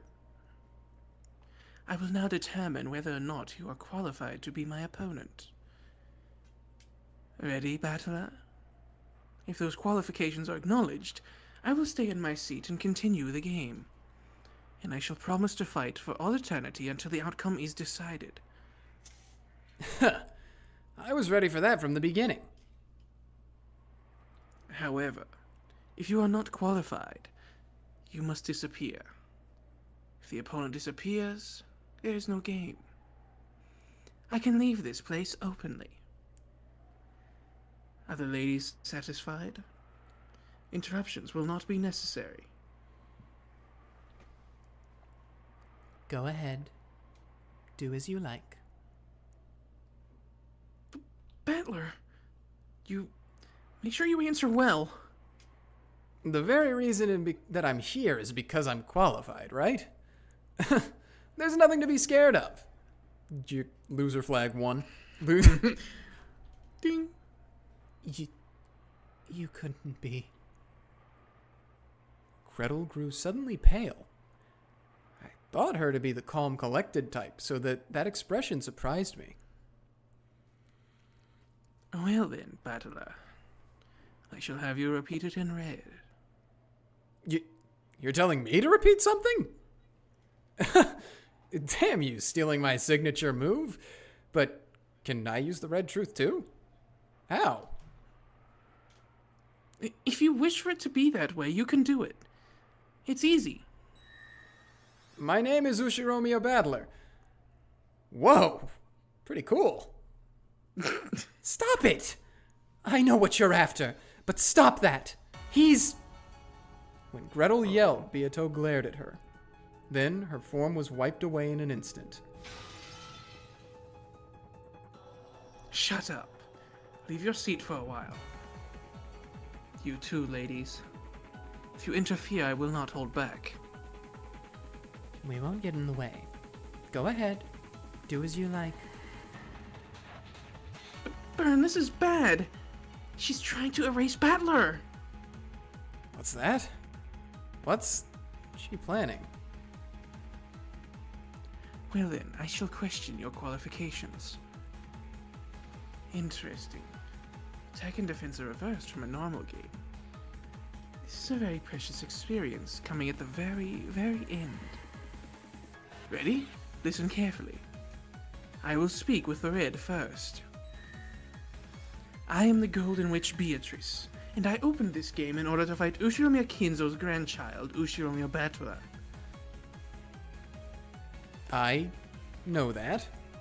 So what? Repeat it. Ushiromiya Battler's mother is Ushiromiya Asumu. What? Why is Mom's name popping up all of a sudden? I do not require chatter. Just repeat it in red. Beato urged me with the same indifferent tone. But I don't have a clue what she's trying to do. I have absolutely nothing to feel guilty for that would trouble me if thrown in my face, and there's nothing that I'm hiding. There's nothing that could trouble me by demanding that I repeat it. So, why do something like this? Sure, I'll repeat it. Ushiromiya Battler's mother is Ushiromiya Asumu. The red sure is convenient. No need to bother myself with bringing a copy of the family register. Idle chatter is unnecessary. Let's continue. Your name is Ushiromiya Battler. Sure. My name is Ushiromiya Battler. It was from Ushiromiya Asumu that Ushiromiya Battler was born. It was from Ushiromiya Asumu that Ushiromiya Battler was born. It was from Ushiromiya Asumu that you were born. It was from Ushiromiya... At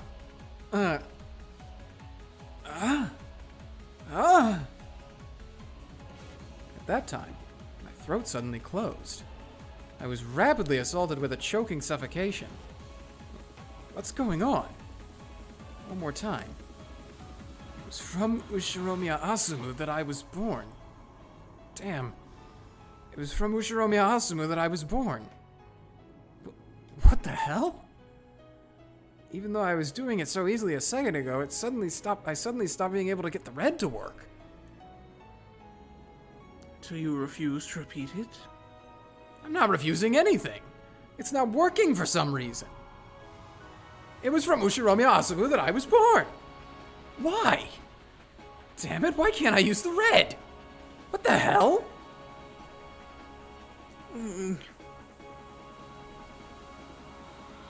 My mom is Ushiromiya Asumu, right?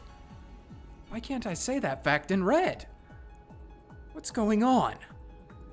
This is... If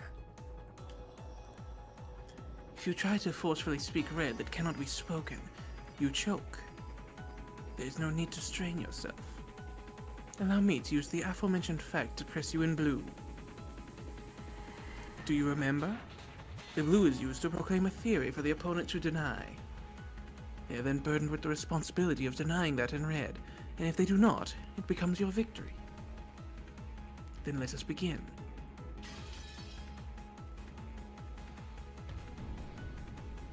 Due to my previous demand to repeat and your subsequent refusal, I proclaim that you are not qualified to be my opponent. After all, Beatrice opened this game in order to fight with Ushiromiya Kinzo's grandchild, Ushiromiya Battler. This gave you the responsibility as my opponent to declare in red that you are Ushiromiya Kinzo's grandchild, Ushiromiya Battler. You have refused to repeat that. This means the loss of your qualifications.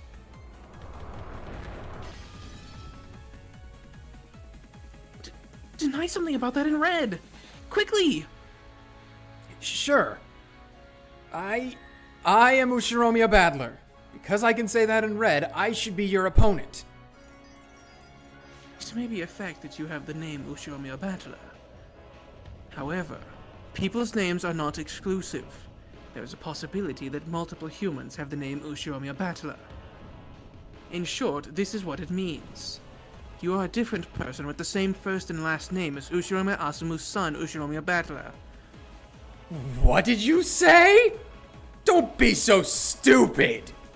I'm Mom's child! Ushiromiya Asumu's child! It was from Ushiromiya Asumu that, God!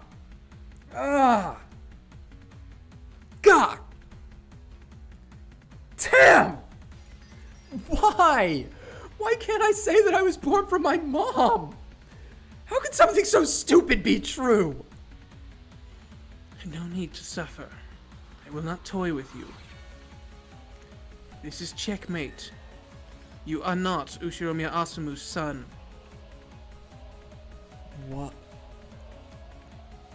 You're kidding me. Who are you? What person calling themselves Ushiromiya Battler? Wait a second. I am Ushiromiya Battler. It was from Ushiromiya Asumu that I was born. And I'm Dad and Mom's son. No. There's no way that you're my opponent, Ushiomi Battler. With this as proof. Proof, you say? You do not know of that sin 6 years ago. That's... No. The true Ushiomi Battler would not have committed a sin. But a sin did occur in the end. That span of 6 years became a blank space. And a man who knew nothing of that time took on the name Ushiomi Battler and appeared on Rokkenjima. That truth goes like this. 6 years ago, my opponent, the true Ushiomi Battler, was already dead. You were part of a plot by Rudolph, having something to do with distribution of the inheritance. A body double set up in Ushiomi Battler's place. How could something that stupid be true? That's so ridiculous. Battler! Get a hold of yourself! Well, if he can't counter back, there's nothing more to do. Battler did not possess that qualification. That's how it is. Are you okay with that, Burn? If you accept that, you'll lose too, right? Won't you win? Why are you taking Battler's side? What a shame, Battler. What a real shame that you didn't have the qualifications to be Beatrice's opponent. I was careless myself, betting on an unqualified piece. It's my utter defeat, Beatrice. There is no victory or defeat. The opponent will simply disappear. Or perhaps I should say that he was never there to begin with. But then, who am I? Am I not Dad and Mom's kid? Who am I? What am I? If I'm not Mom's kid, then what? Are you saying I'm a kid they picked up somewhere? Like a stray cat? If that is the case, it would mean that you do not share Kinzo's blood. Either way, you are not qualified to compete in this game. You're kidding me. You're kidding me. Enough. From the very beginning, I was faintly aware of the possibility that you weren't Ushiomi Battler. So I had to question you. I had to ask about something the real Battler would have known. What a shame. I even bet on the 1 in a quadrillion chance of a miracle. That you might really be Ushiomi Battler. But it seems you really are a different person with the same first and last names.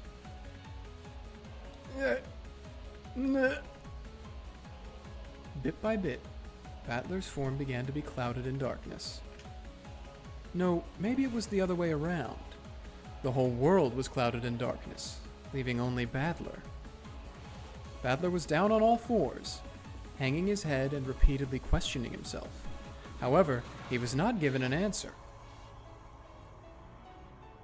In the world stained with darkness, Beato spoke something, and Lambda Delta ran up to him, yelling something very quickly, but it already seemed very far away, and it didn't reach Battler's ears.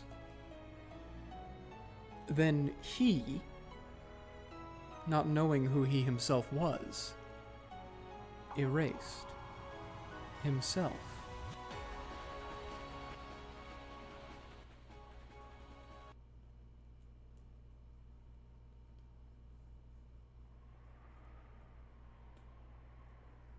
Battler! And now my opponent has disappeared. Well then, if you'll excuse me. And ladies, you should get ready for your journey. No more festivities have been prepared for in my territory. It was good seeing you. Goodbye. Without saying anything more, she clouded her own form in darkness as well, and disappeared. Are you okay with this? Battler disappeared, right? I know how much you hate losing. Are you really okay with this? Weren't you betting on my defeat? Good for you, then. Congratulations, Lambda. Let's meet again in some other world, okay? Well, this is a world of endless fragments. The chances of us having some connection again somewhere are probably less than 1 in a quadrillion. Anyway, it was fun. Bye-bye.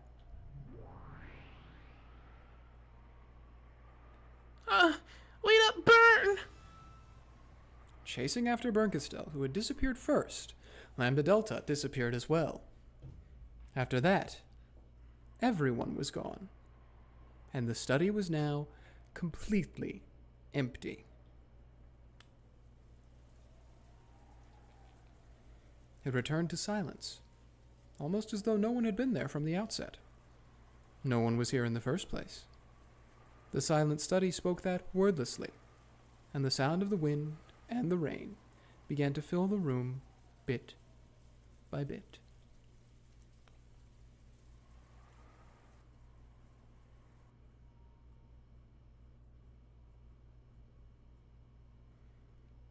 In a world where everything had sunk into darkness, Beato questioned herself. As I thought from the very beginning, magic should only have been used within Mariage Sorcière. Seems so. I also thought that with Ange. The Witches' Alliance is you and I. It started with those two. Including other people was our first mistake. It's just so fun. We wanted to add someone close to us in that circle. And we had wished the Witches' Alliance would get really large. That everyone would be able to use fun magic together, and that we'd all be happy. However, only you and I were able to understand magic after all. We are the only 2 witches in this world who were brought together by a miracle. And now, as long as I have Beato, I don't need anyone else. Me too. As long as you are here, I don't need anyone else anymore. In the very first moment that Mariage Sorcière was formed, it was already complete. That is so. That is truly so.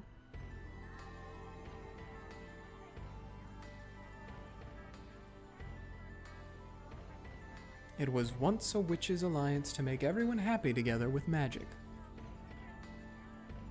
I don't know. I wonder when it got this screwed up. Okay, that's Beatrice. Okay, that's me, yeah. Yep.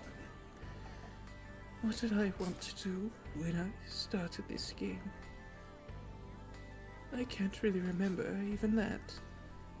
No, I may remember, but that's a feeling I now wish to throw away to the far side of oblivion. It's okay. Why not forget everything? Let's have a Mariage Sorcière for just the 2 of us. We'll acknowledge each other, and no one will hurt us. So we won't be hurt. We won't cry.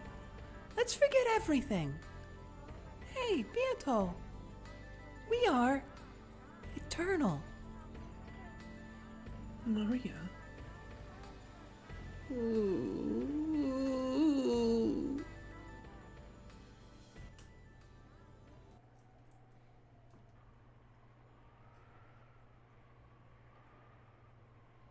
That's another chapter down. Oof.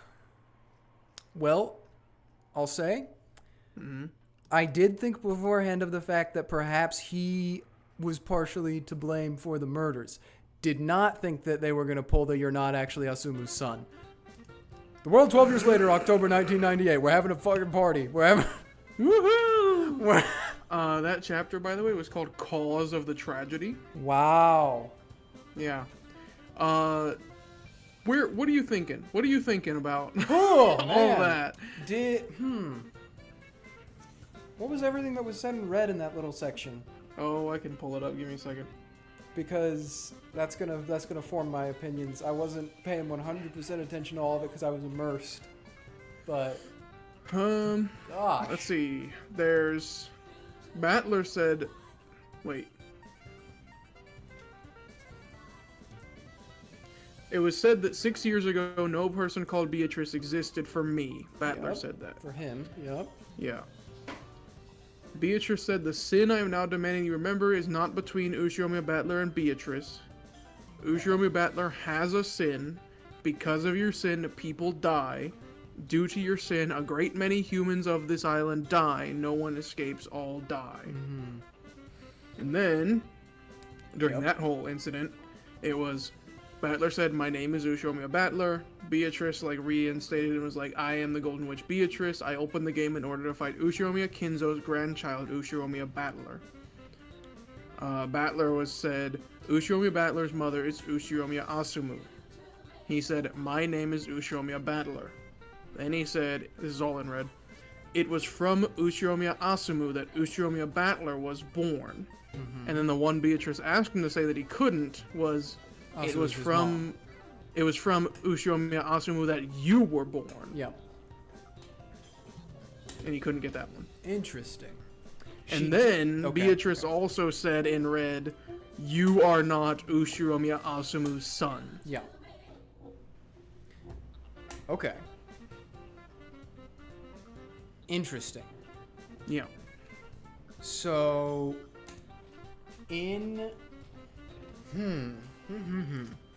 he could still be an Ushiromiya.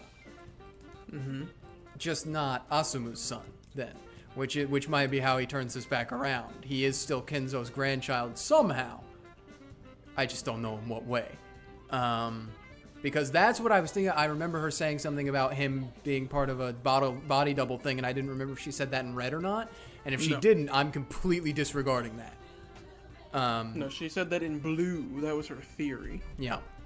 So long as that has not been confirmed at all, I'm still running under the assumption that he is an Ushiromiya, but he's not Asumu's son, obviously, because I don't see how the game can continue if he's not an Ushiromiya, because then he's not qualified. I know. So I agree with Luis in chat. yeah. So yeah, that's my theory for that at the moment. You know what? What? Rudolph has a reputation for just sleeping around with women. What if he's just he has an undocumented mom who's not Asumu? Maybe. Maybe. That could be the case. In which case Rudolph would still be his dad. So, okay. That's going to be my running theory for now, is just that he has another mom that Rudolph slept with, which now means that Rudolph has had 3 women that we are aware of. Which is how he can get back somehow, but I don't know how, because supposedly he is popped out of existence. So we're going to see how that goes. Perhaps Ange is going to discover something here which is going to right this whole ship and allow him to come back into existence, because Battler's not there, so what can he do because he's not there? Yeah. Well, you can stew on that. I'm gonna get a drink because I'm assuming with what's going on, it's gonna be mostly you for a minute, and before Mammon pops up. It'll be really funny if the very next line is Sakutaro. Yeah. Anyways. Amakusa, could you turn that off? Whoops, my bad. You don't like him, Zaki? I'm just not in the mood. Amakusa turned the radio off. The world of cheery sounds was immediately swallowed up by the roar of the sea and blotted out by the ocean's gray. Can you see it? Over there's where the harbor was at the time. The boat captain pointed, but I couldn't really recall that scene of 12 years ago. I thought I'd surely be able to immediately remember how things had been at the time, but no memories came back to me. After that incident, the island was sealed off and left to the wild. I couldn't satisfy myself with the thought that this was just inevitable, and it felt sad and painful for some reason. but I at least remember one thing. You might say that it'd probably be the same anywhere on the sea, but I remember at least one thing. The cries of the seagulls. I do remember those. When I was young, I rarely went to the ocean. So everything that symbolized the ocean meant Rokkenjima and a family gathering to me. In short, it was a symbol for the happiness of going out with my family. However, at this point in time, it seems doubtful whether that even was happiness. In my younger days, the trip had felt like a relaxed family vacation, but considering my parents' situation at the time, it was surely a very difficult trip to handle, with the distribution of the inheritance filling the place with the smell of gunpowder.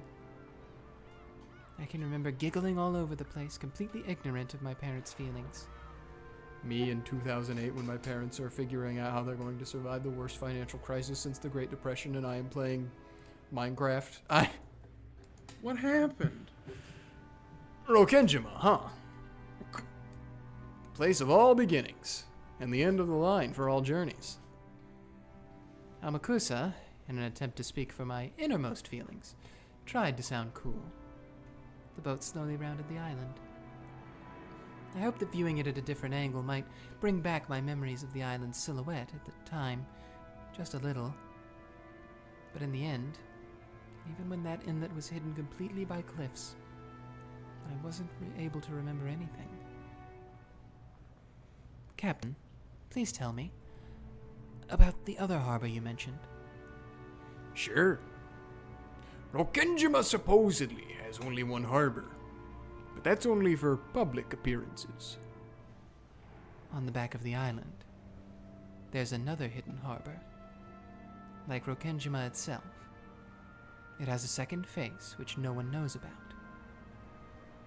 Rokkenjima is an island owned by the Ushiromiya family, but it has another face as an island owned by Kinzo-san personally. So this island has 2 harbors and 2 mansions. He sure spent a lot just to keep up Mistress. Who knew about this other harbor?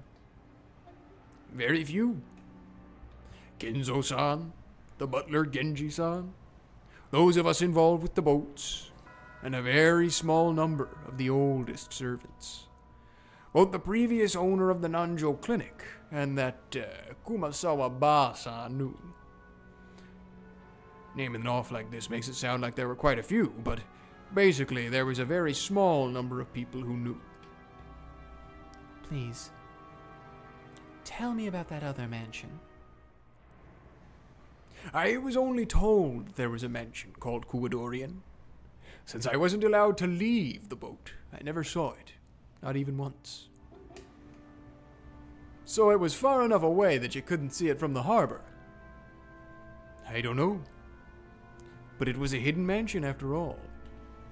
It was probably built where you couldn't see it from the outside. Anyway, Kuwadorian was the biggest secret of that island. There's a theory that Beatrice lived in Kuwadorian, or else was confined there. What do you think, Captain?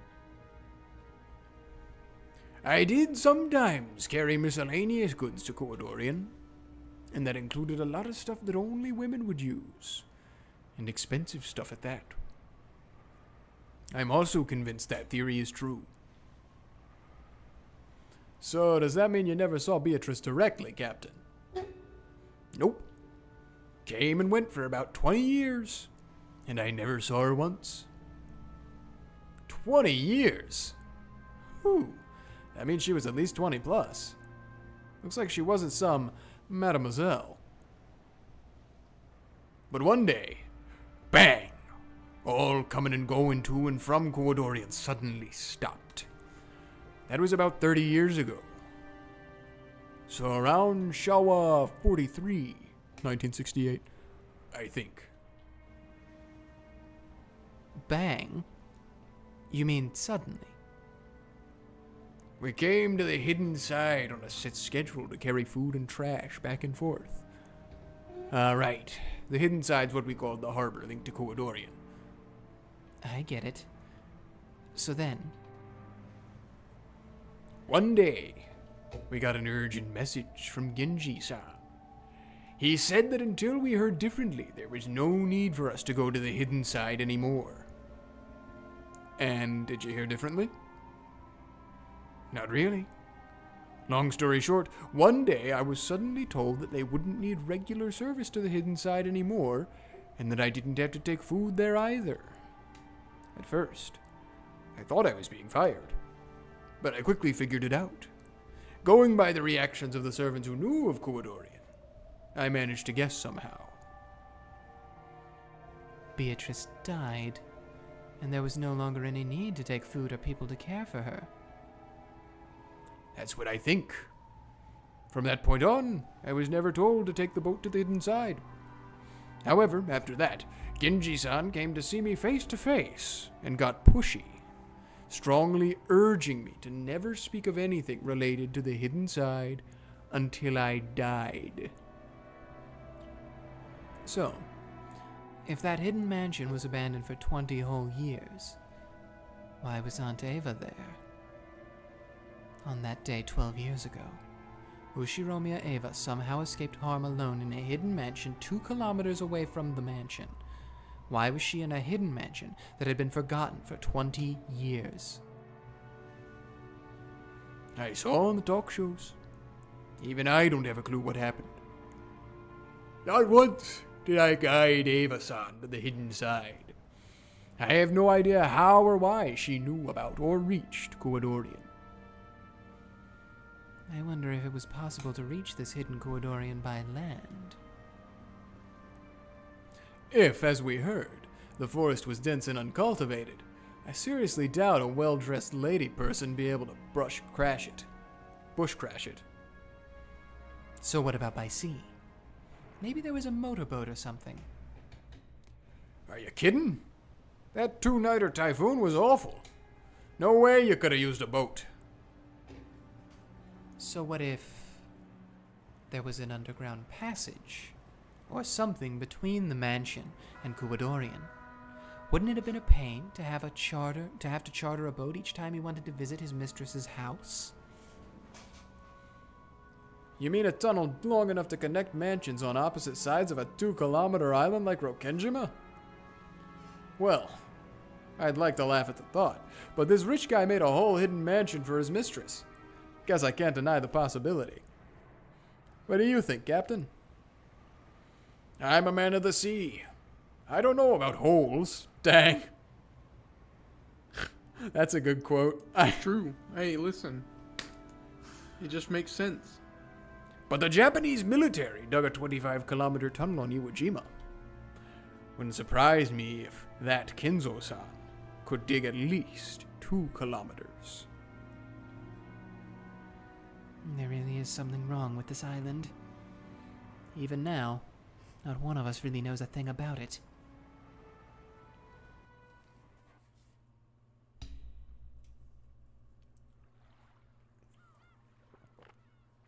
The boat reached the shore. They would... Excuse me. They would have to walk a short ways to reach the mansion. You're excused. I'll wait here. The mansion's that way. The path from the back's probably still there, but I'll bet it's covered with plants. Make sure you don't get lost. Now, remind me. They said Ava bulldozed one of the mansions. I'm assuming it was the regular one, or was it the Koadorian one? I don't remember. I guess we're about to find out. Yeah. All right, let's go. Thanks for everything, Amakusa. You wait here too. Well, I had a feeling you'd say that. I'm just delivering something.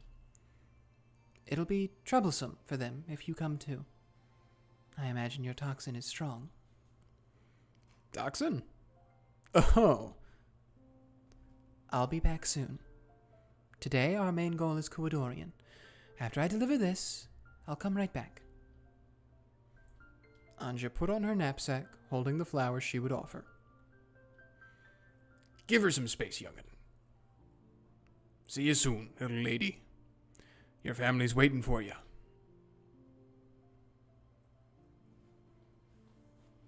Here we go. It's like I'm here for the first time again. Oh, It's true. It's been 12 years, Levi. wake up. No. I had never been on a road like this, but I had no trouble finding my way. If I walked straight ahead, it would probably guide me to the final destination for everything. It was true that the vegetation was incredibly thick, and if I didn't pay attention, I would lose track of the path. But the road that was left was much clearer than I'd guessed it would be. Still, that didn't change the fact that it was a bad road. Contrary to the distance shown on the map, I was forced to walk a long way. The forest was deep and dark, and there were wolves. No, there weren't. At the time, I had been threatened into staying away from the forest because a witch lived there. There were wolves? No. Oh. Of course, that fear is gone now, but I feel it. Because I was me, I could feel the presence, like an aura, of the Golden Witch Beatrice. Here and there were massive fallen lumps of rock, along with overgrown trees and ivy, and the voices of birds and bugs. Yeah, I feel it. I feel that the witch is here. Ahead, an ivy-covered construction site fence and a warning sign stood.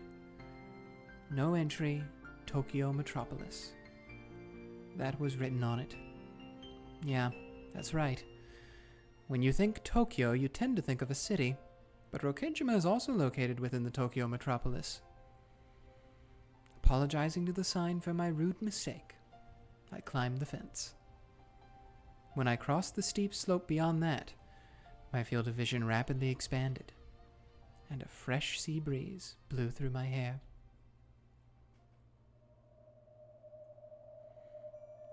It was like the top of a little hill. Below me was a vast view of the island. I could see only desolated forest and rock walls spread out below me. But I realized that the mansion was probably somewhere around there. The steep downward slope beyond this hill had been caused by earth and rocks collapsing from 12 years of wind and rain. It had become a slant filled with crags that you might even call gentle cliffs.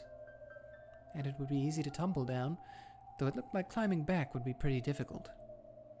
In any event, it seemed that proceeding any further would be impossible. If I continued any further, I wouldn't be able to return. In other words, this is the border. This place is 1986 and 1998. And it is that day and today. The boundary between this world and Nirvana. This spot is this journey's final destination, it seems. As the strong winds blew Mammon's and Sakotaro's hair, they looked down from the hilltop. From here, I can't really tell. Where's the mansion?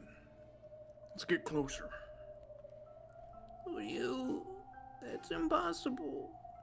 We won't be able to come back. We won't be able to come back. Is that it? I see. This is 1998, and I am the Ushiromiya Ange who has been left all alone. At first, this was a journey to die, but not anymore. It's become a journey to accomplish something. Yeah. So, I'm sorry, you two. Although I was back then on that day, as I was back then on that day, I would have gone down that cliff without any hesitation. come on. This is pretty lame for the skyscraper jumping Ushiromi Ange. Sorry. This place is as good as any. After all, you can feel the wind of that day. Was the wind really like this? Yeah. Very soon, it will come. Everyone. Sakutaro said it as though it was completely natural. And I believed it. Dad, Mom, Oni-chan, all of my relatives and those fun servants, and Maria One-chan. It's me. It's Ange. I've come back. When I started my journey to expose the past of 12 years ago, my goal had been abstract and I hadn't understood. But now, I have no doubts. This journey was induced by several thoughts and fates over 12 years. A journey to reach an end for me, Ushiromi Ange, and a journey to reach an end as the last witch of Mariage Sorcière. I came here as the last daughter of the Ushiromi family, and as the last witch. Dad, Mom, Oni-chan, sorry. Let me greet Maria One-chan first. A strong tailwind urged me on. That tailwind took just my soul out from inside my body to the vast forest beneath me. And though from here I couldn't see, I believe that it flew me to the mansion on that day, to where everyone was, to where Maria One-chan was. And so, even though my body was on top of a hill, a strong wind blowing against me, my soul was now certainly dancing through that sky. The vast, vast sky of Rokkenjima. Below me was the green of many trees. But I understand. I can comprehend the presence of my family and relatives and all the servants. And Maria One-chan too. I could even comprehend Maria One-chan as a witch. It was vast, more so than any space I had imagined up until now. Maria One-chan, can you hear me? Listen. Ange called out to the Maria of that day. She told her of the long journey she'd undergone, of her long-delayed realization of just how much she'd wounded Maria in her youth. She understood magic, and now understood everything about the world Maria had wanted to show her. It was very warm, overflowing with love and happiness. She wanted to become even happier by sharing that world. But I trampled it. So now, I finally understand everything. I understand magic. Our magic is surely very faint and fills the space beside us. But it isn't something that anyone can see with their eyes. Magic is... Yes, I can say it clearly. Without love, it cannot be seen. Sorry, One-chan. I've already been excommunicated from the Alliance of Witches, but now I understand how wonderful it is. And I know that after the day I wounded you, Mariage Sorcière was transfigured into something different from what you truly desired. Even the magic that spat anger by cursing people was probably important to One-chan in those days. One-chan's environment was sad enough to permit that. But now, those sad days are over. So, let's return One-chan's alliance of witches back to the original Mariage Sorcière. The grimoire was in my hands before I realized it. The strong winds were rapidly blowing its pages one after another. That world had been kind in the beginning. How could you give birth to magic that would make candy fall from the sky? How could you give birth to magic that would make tomorrow's dinner cream croquet? How could you give birth to magic that would make the weather good when you went out the next day, making your whole day fun? New spells of happiness were created one after another, coloring her world with kindness. Those days were flipped through one after another, and months began to flash by. The pages with drawings that had once been colorful gradually began to change into the color of black ink. Eerie magic circles and demon summonings, evil magic for harming people. How could you give birth to magic that would cause the class bully to catch a cold? How could you give birth to magic that would seriously injure someone in class so that they died? How could you give birth to magic that would cause a bus loaded with all the bullies to fall off the cliff? Malicious spells were created one after another, burying the pages and her heart. Because I hurt One-chan, Mariage Sorcière ended up like this. One-chan isn't a black evil witch. She was a white, pure, innocent, kind witch. I'll return it to how it was. I'll bring back the original Maria One-chan. The one who scattered magic to make people happy across the entire world. That's the reason I came here. I was guided by fate.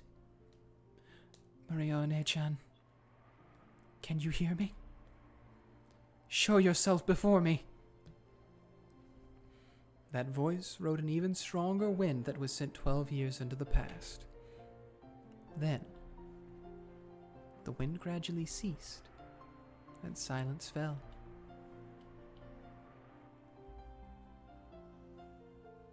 Crunch, crunch.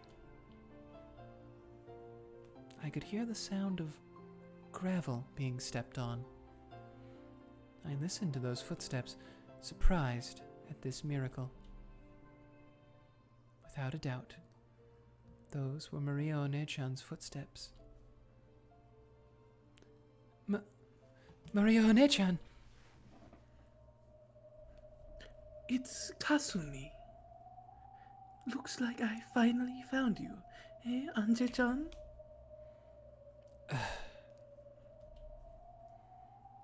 Before I knew it, Aunt Kasumi and her black suits, a total of 7 people who didn't resemble Maria One-chan in the slightest, were standing there, surrounding me.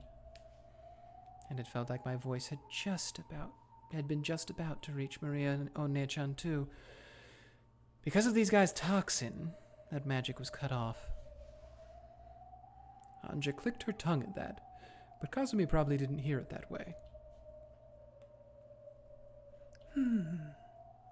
Are those flowers for your deceased family? How admirable.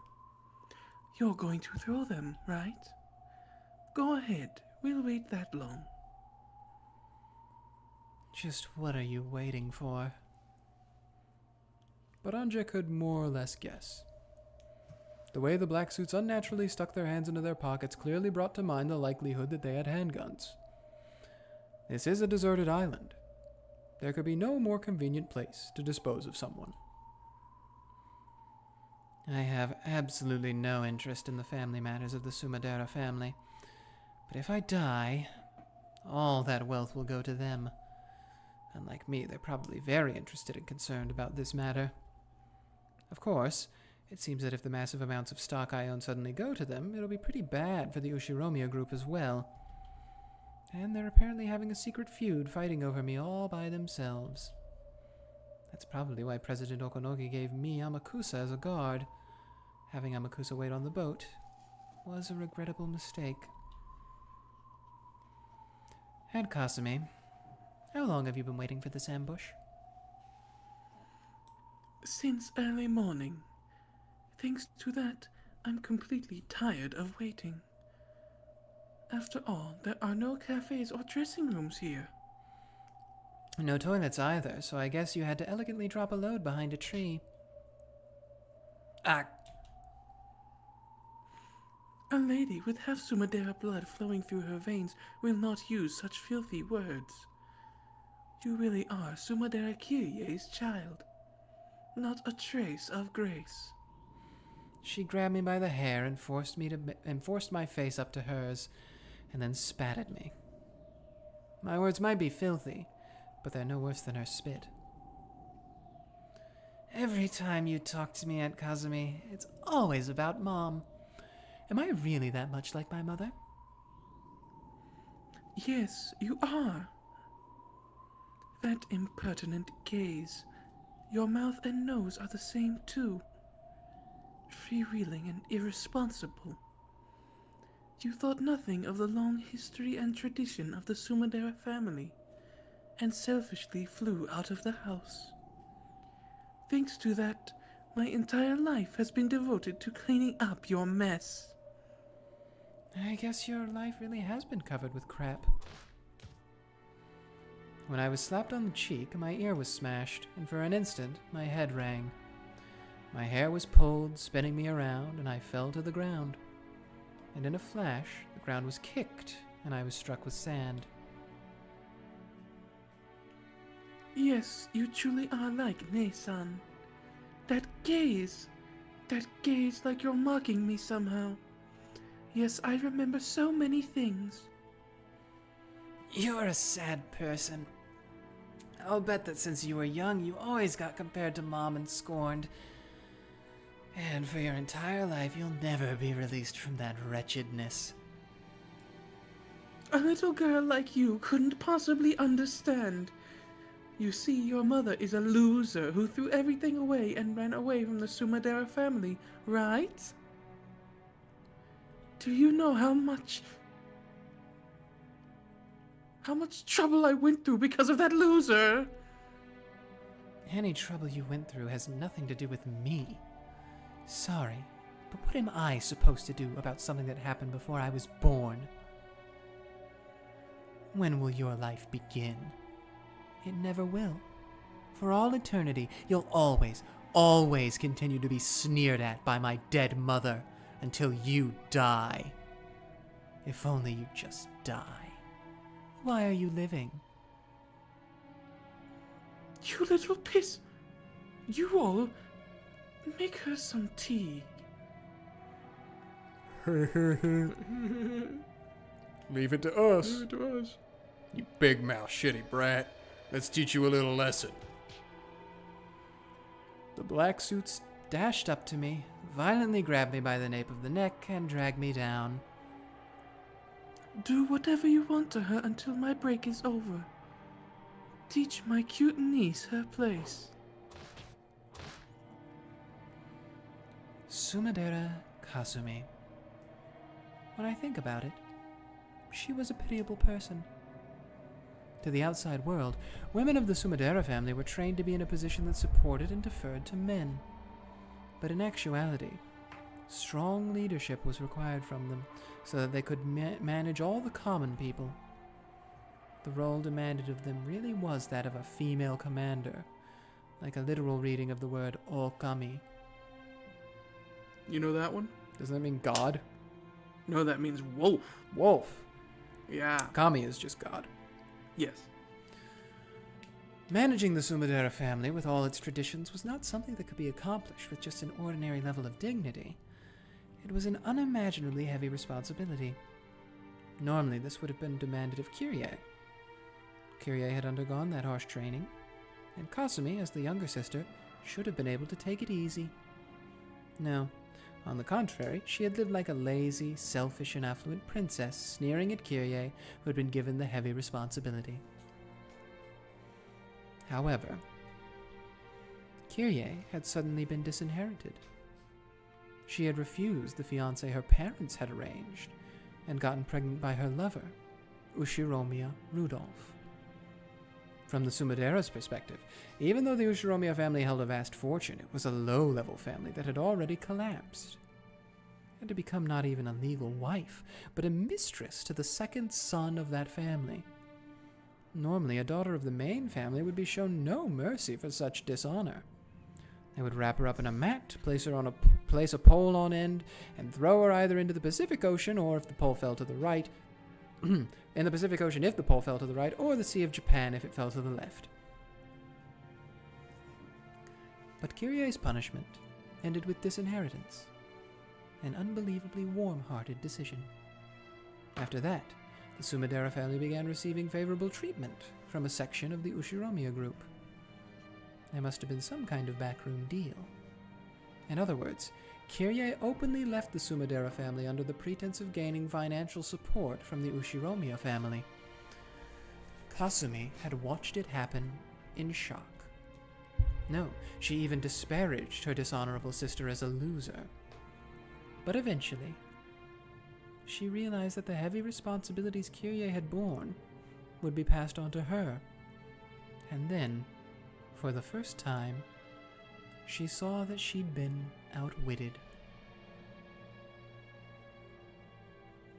Because of your mother, my life was ruined. No, you could even say she killed me once. On that day, I was killed once and thrown into a hellish life. Isn't that what you get for making light of life until then? God!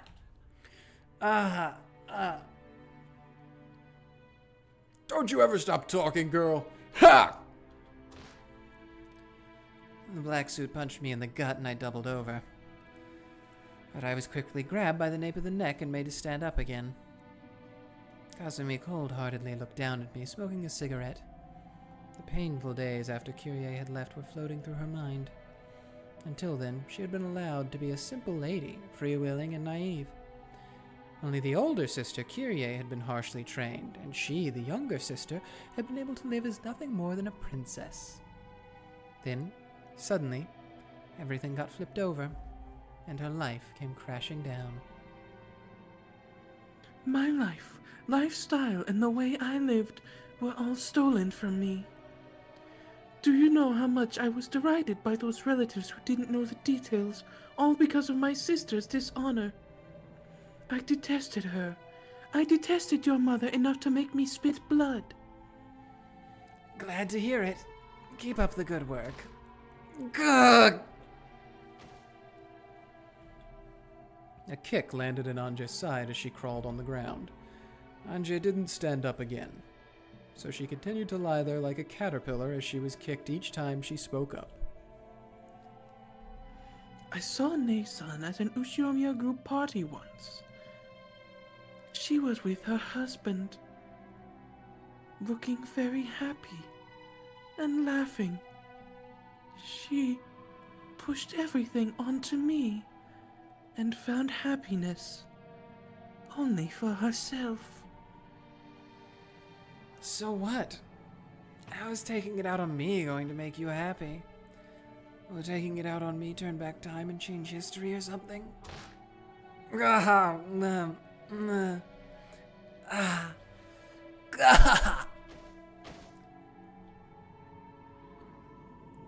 You said something a short while ago. When will my life start? No matter how much I despise you or take out my frustrations on you, I can't turn back time. So, must I keep hating my sister even though she's gone until I die? You've got to be kidding me. How long will I have to be tormented by my sister's ghost? So I thought of something. If I could accomplish one thing, I'd be able to forget all of my hatred and start over.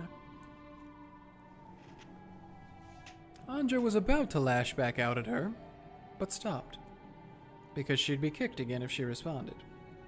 Even if Kasumi didn't say any more, Ange had a pretty good idea what she meant. Kasumi thought by taking revenge against Kyrie's daughter, Ange, she'd be able to put an end to her hatred. Talk about pushing your problems onto other people. Come on, stand up. If you like this island that much, I'll bury you deep in it. You didn't want to die at your age, right? Don't you feel like saying, sorry my mother caused you so much trouble, or something? Who'd say something like that? Gah. You! Ange! Ange-sama, no! You mustn't provoke them. You should at least make it seem like you're going along with them, so you can buy some time. They often say that you should throw your foolish pride out with the garbage. Oh, what about Amakusa-san? If Amakusa-san comes, I'm sure... It's no use, I can't see him. You idiot, Ange-sama. Why did you leave Amakusa behind? I didn't need Mammon to tell me. I was seriously regretting it already. I walked a long way. The forest was very thick. I've got no doubts that signs of activity here won't reach the boat. During the time it took for Kazumi to finish casually smoking a whole cigarette, I was continuously tormented by the black suits as she had told them to. The moment I grabbed at my head, my scalp was kicked by someone at a bad angle, and my head was filled with stars. The feeling of stars flickering in this gray, twisted world was one I remembered clearly. My life was very similar to the one Sumadera Kasumi led. After all, as the successor to the Ushiromiya family, I was tormented constantly with various kinds of bullying, under the guise of education and training. Yes, having the inside of my head filled with stars like this is a feeling I know well. In being reprimanded for some error in manners I seemed to have made, the discussion always turned to whether I was fitting to be the successor or not. On and on about the honor of the Ushiromiya family and how deep that was. By the time the conversation reached that point, I forget what mistake I was being blamed for in the first place. No, in fact, it was the same for Aunt Ava. After all, sometimes she'd ask herself, what was it again? But in the end, she wouldn't be able to remember and would say something like, If I'm angry, it must be your fault, Ange. The fact that you're at fault is what matters, so who cares if I can't remember what it was you did? There'd be some ridiculous reasoning like that, and then she'd keep on punishing me.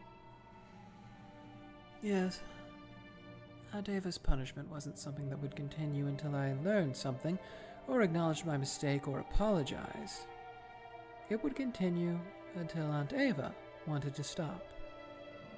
So this violence was a bit nostalgic, in a way that made me want to vomit.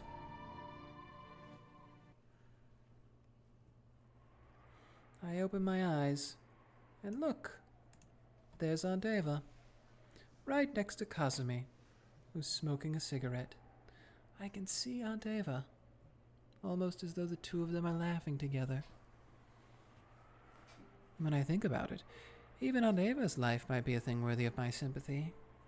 The responsibility and pressure of being a member of the Ushiromiya family, which she often mentioned to me, had probably caused her great pain. After all, people can't make insults that they've never been targets of themselves.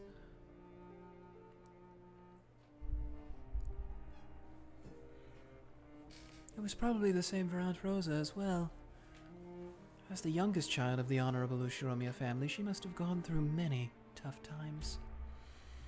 So it was just like what Aunt Ava did to me.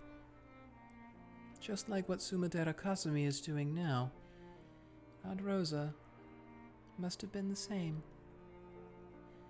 People tend to push the pain they're burdened with onto other people. Otherwise, they can never escape from that pain. So on, in eternity and perpetuity, the chain of pain and sadness does not end. That's why Maria One-chan's magic was so incredible. With her magic, she didn't have to bear the pain caused by Aunt Rosa. The pain probably was pushed onto her. Its weight probably tormented her. But One-chan didn't carry that burden on her own shoulders. She purified it and filled her world with happiness. So I'm sure, if Maria One-chan had had children in the future, she probably wouldn't have pushed the pain that had been forced onto her children. That chain of pain and sadness that stretched back for who knows how long, which she couldn't understand and which she had inherited, which had been forced onto her. Maria One-chan cut it with her magic. What's wrong? Got a bone to pick with me? In the past, I would have snapped back. I would have met her hatred with hatred so that they'd cancel each other out. No, nothing got canceled out. The thing being forced on me ended up right there on my shoulders. Just like how, even now, I hate her. So, now that I know of magic, I'll look at the human called Ushiromiya Eva again. What I could see through to was a sad human form, no different from me, who had lost her family and who bore deep wounds within her heart. Unable to withstand the pain of that torn heart, she was doing nothing more than howl sadly, like a lion crying in pain, like a child. Even Ushiromiya Eva was someone I should have felt compassion for. She needed someone to understand the difficulties and pain of her childhood years. Even she, who was the only survivor of the Rokkenjima crime, who was faced with the curiosity of all society, who was publicly slandered and forced to have salt continually flung into the wound, had needed someone's compassion. In order to let Eva forget her pain and sadness at least a little, the Black Witch taught her magic, just like the times it had possessed Aunt Rosa. It was the same magic of anger and sadness that Beatrice had taught Maria One-chan when she was mourning for her torn-apart friend Sakutaro. That same magic, that witch, had probably dwelled inside Aunt Rosa too. So I mustn't hate Ushiromiya Eva. Maybe I should have become her ally, as the only person in the world who could understand her. What did I say to her when I was young, when she returned alive all alone? Could it be that I acted as though she'd killed my family and returned on her own?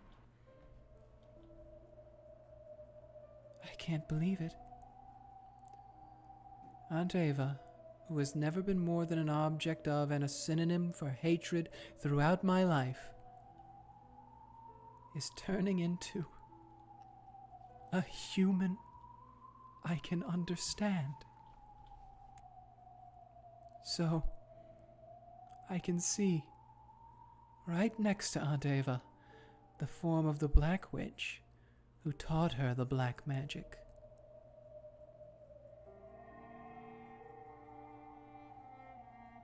Aunt Eva was crying.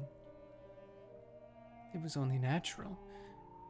Not only was no one willing to understand the pain of losing her husband and son at once, but her only relative had insulted her, saying, "Give me back my mom and dad."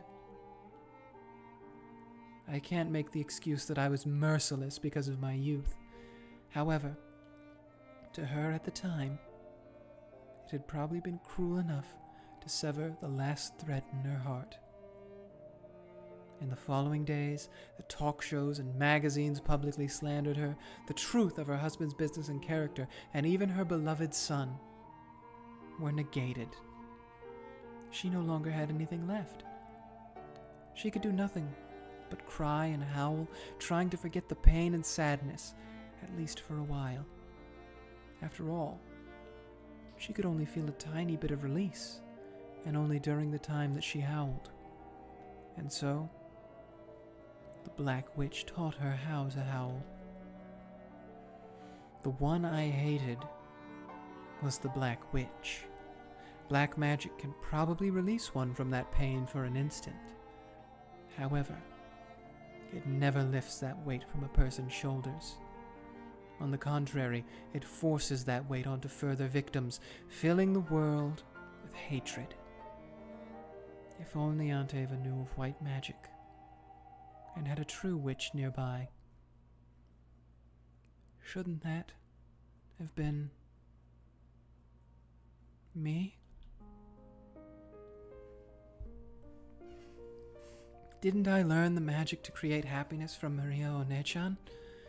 If I'd taught her with that magic, could we have built a future with a completely different relationship? Up until now, I've hated Aunt Eva constantly, so I didn't notice the Black Witch beside her. Without love, it could not be seen. I didn't have any love for her. So now finally, I'll glare at the Black Witch, the one I truly should hate.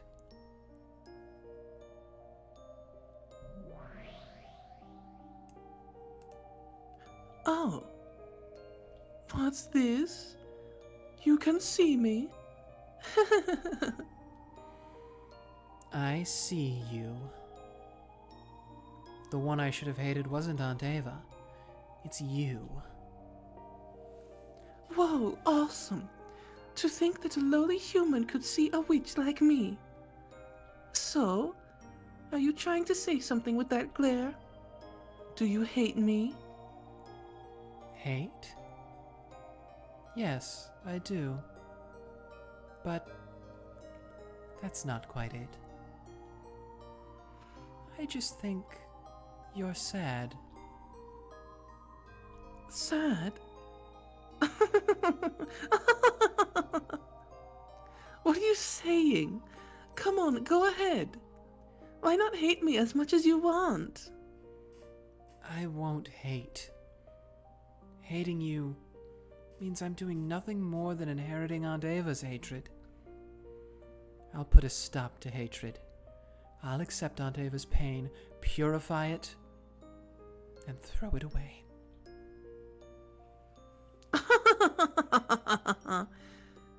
What kind of epiphany do you think you've had? Is your head all right? Seriously, if only you just give up and die. You guys, kick her more and more, okay? Not her face, though. 'Cause it'd be boring if her pitiful face got any better. God!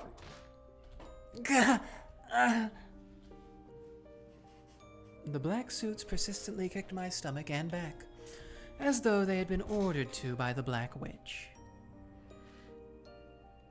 My, are you still not suffering after all that? You keep staring right at me. Do you hate me? I'll bet you do. Same here.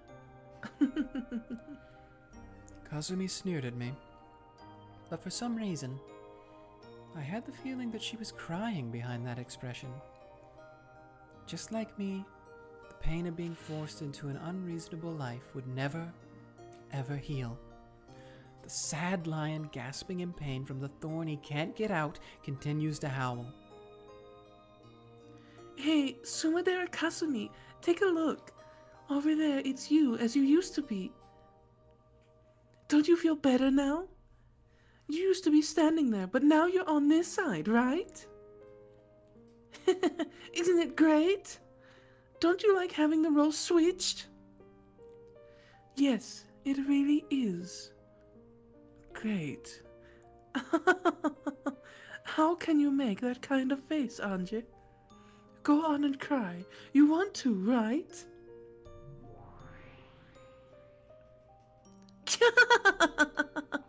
Yes, of course she wants to cry. Make her cry. Didn't someone make you cry back then? So make her cry too. You too, Ange. If only you'd just break down and cry.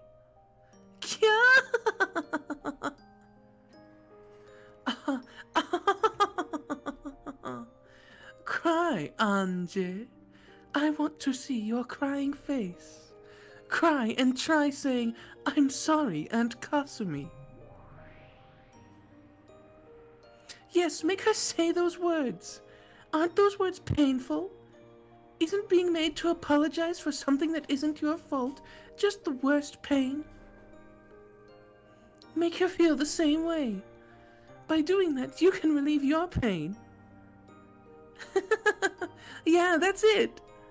Be a little more honest with yourself, okay? If only you just let your emotions run free more and more and more. The Black Witch provoked Kasumi, and Kasumi began to give herself over to that dark emotion. By turning deep sadness into an evil alcohol and forcing it down, trying to forget it for just an instant, nothing would change. The words Kasumi insulted me with were themselves sad. And I couldn't forgive the Black Witch who had imposed that sadness on Kasumi. I had gone limp, which seemed to have stopped the black suit's kicking competition. Or maybe the kickers were getting tired too. Kasumi didn't order them to stop, but at some point, they did. However, I was reflected in Kasumi's eyes, and they burned me with flames of hatred. She had been tempted by the witch to do that in order to relieve her own pain. Sumadera Kasumi, you aren't done yet. You've got much more trampling to do, right? Can you forgive what happened to your entire life with just a little violence? I can't. I still can't forgive her with just this. Right? There's no way you can forgive her. Do it more. More of the flames of hatred. Nothing can warm you except the fires of hate. After being frozen in the snowfields of anger and sadness, the only flame that can warm you is hatred. Say it, okay? Scream it! If only you'd just burn yourself to ashes with a roar of hate! Shiromiya Ange!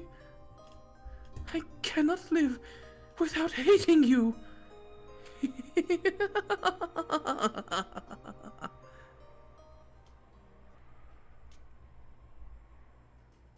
Sumadera Kasumi, look at that bundle of flowers.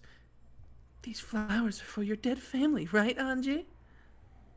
The Black Witch grinned at me unpleasantly, using her chin to signal Kasumi to pick it up. Kasumi picked up the flowers I was going to offer, brought them all the way over to me, dropped them, and made a show of trampling them. Her expression was filled with hatred, and a frantic quality that couldn't be explained with hatred alone. She trampled them over and over again as though her sadness was reaching the bursting point. So the sound of her trampling, it was just sad. Oh, still not suffering yet? Then what about this? Sumadera Kasumi, use this. No, not that. The object the Black Witch pointed at was Maria Onechan's grimoire. Kasumi also noticed it, and picked up that book, which was heavier than it looked. What's this?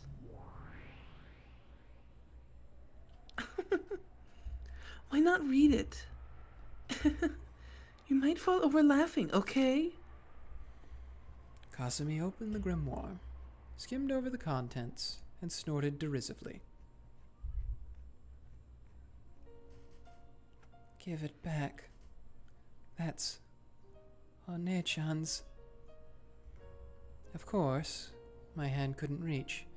My stomach was once again kicked by the black suits, and I doubled over. See? This book's really important to Ange, right? Gotta belittle the things that are important to her, okay? That'll work better than punching or kicking for a girl like her. You know that better than anyone, don't you? As though remembering something painful, Kazumi's face twisted for an instant, but that quickly disappeared, changing into a scornful smile directed at me. Whew, what a creepy book. Did you write this? Stop it. Give it back.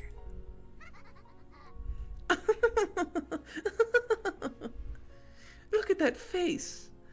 Belittle it more, belittle it more. Teach her the pain of having your dignity trampled. That's the only way to soften your pain. What's with this embarrassing book? I'll admit, I did have a little interest in fortune-telling as a girl. But isn't this going a bit too far? Magic? Ew. You're one of those, aren't you? It's like in those cartoons, where a girl says that something spell and transforms into a witch, right? You like those, don't you? How pathetic. Cackling, Kazumi opened to a random page and showed it to the black suits. The black suits looked too and guffawed. That sneer didn't wound me, but I couldn't forgive it. After all, that sneer was ridiculing Maria Oner-chan. I don't hate Kazumi, but for forcing that unhealing anger and sadness on Kazumi, I cannot forgive the Black Witch. The Black Witch ate into Aunt Eva, Sumadera Kazumi, and Aunt Rosa, tormenting them for an eternity without letting their wounds be healed. I can't forgive her. I can't forgive the Black Witch. Wow, this is just great. Magic for making candy fall from the sky. You say? What's this? Sprinkle water cleansed by the sun with sugar. Stick the magic staff in, and then an incantation. What the hell? It hurts. The black suits were also rolling around, guffawing. Then, grinning, the Black Witch whispered something into Kazumi's ear. After glaring at me with a grin, Kazumi took that page.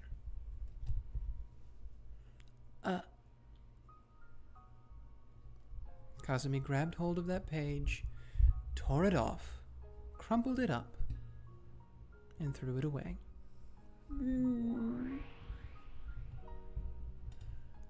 So cruel. That was Maria's magic. Oh, really?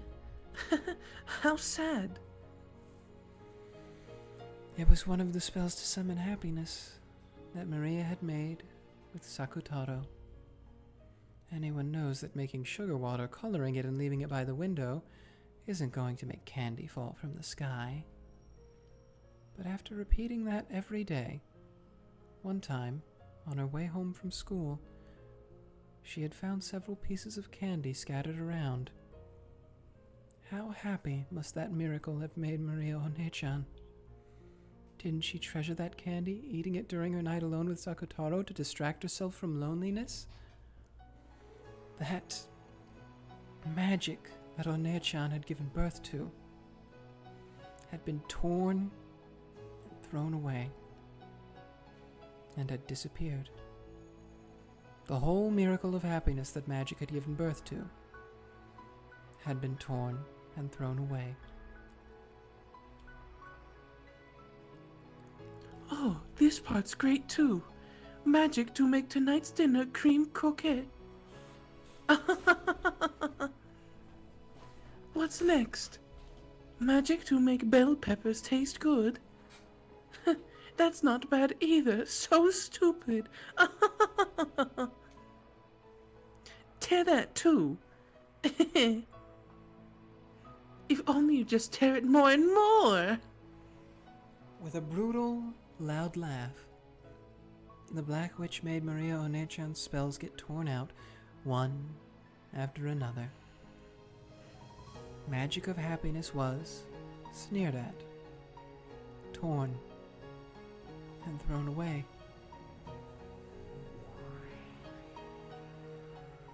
Stop it. Stop it. Don't defile Lady Maria's magic. Don't defile it with your filthy toxin. Mammon cried and yelled, but she had no way of reaching Kasumi. Come on, why not defile it? Miracles of magic. Magic to bring happiness. No way, nothing like that exists. Don't you know that you can't heal pain and sadness without pushing it onto someone else? Hey, you also had those magic friend things, right? Sumadera Kasumi, open to that page. What's this? Magic friends? The Seven Sisters of Purgatory? What's a creepy name? It says they can fly at awesome speeds and finish off the enemy. Ange, if you can use this kind of magic, shouldn't you use it right now? Foolish. The page that wrote of the Seven Sisters of Purgatory was also heartlessly torn away. The page itself was just paper. It wasn't Mammon's vessel or anything. But the tearing, denying toxin, burned Mammon from the inside. Mammon's face twisted from that heat and pain. Are you okay, Mammon? Hold on. It's no problem. It's not me, but Ange-sama was in pain. However, Mammon's expression was twisted with an unbearable anguish and humiliation. Stop it, Black Witch. Why are you doing something like this? Why can't you use magic for happiness? Oh, you're a magic friend too, right? I'll defile you too. Uh-oh. Sumadera Kasumi, look for this guy's page too, okay? What's this one? What's with this crappy scribble of a lion? Sakutaro. What a weird name. My best friend, it says. Oh, really? This is your friend? A close friend? This lion is. Is it? Is it? Ooh. It really is a crappy scribble. This ugly lion is totally you. To think she had something like this as a friend. That Ushiromi Maria kid's mind is so pathetic it's embarrassing. What a joke. She's like a moron. If only she'd just give up and die.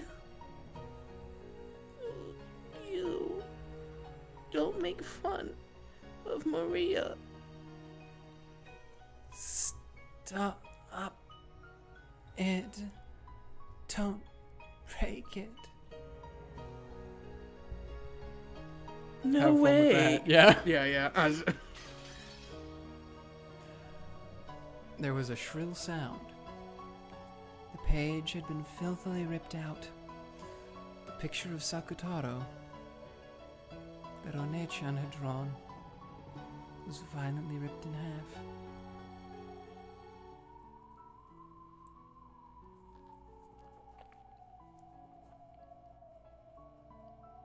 I'm gonna cry.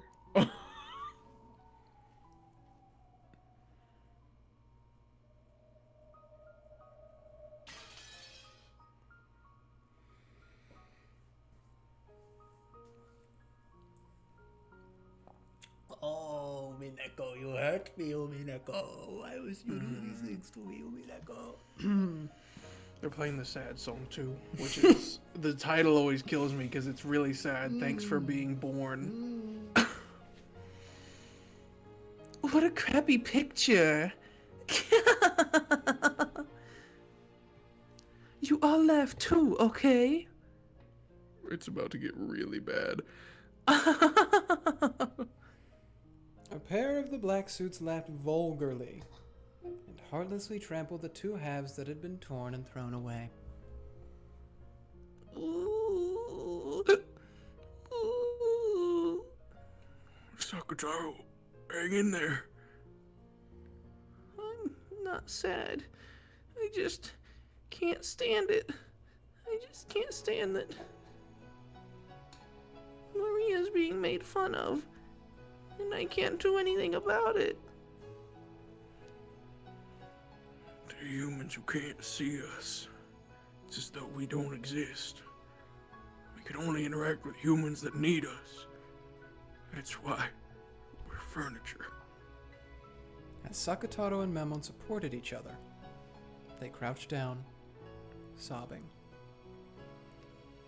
I couldn't stand it either. Those who can't see how wonderful the world of magic is can't understand it. You can't explain to humans who can't understand, so it gets belittled. If you could show it to... But you can't. Because in front of humans who are filled with the magic-resisting toxin and who can't understand magic, magic cannot be used. I really don't get it. From this delusional diary, I've got to assume that something's wrong with your head. It really is fun to take a peek into your mind. You creepy child. Both you and Maria are that stuffed animal and the furniture over there too, right?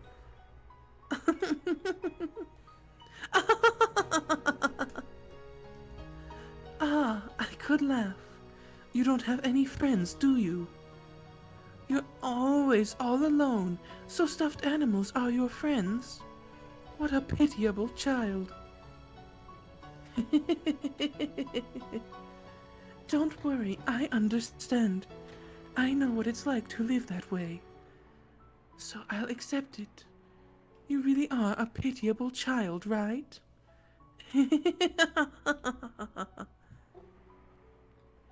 To you, it probably would look like something made by a pitiful child.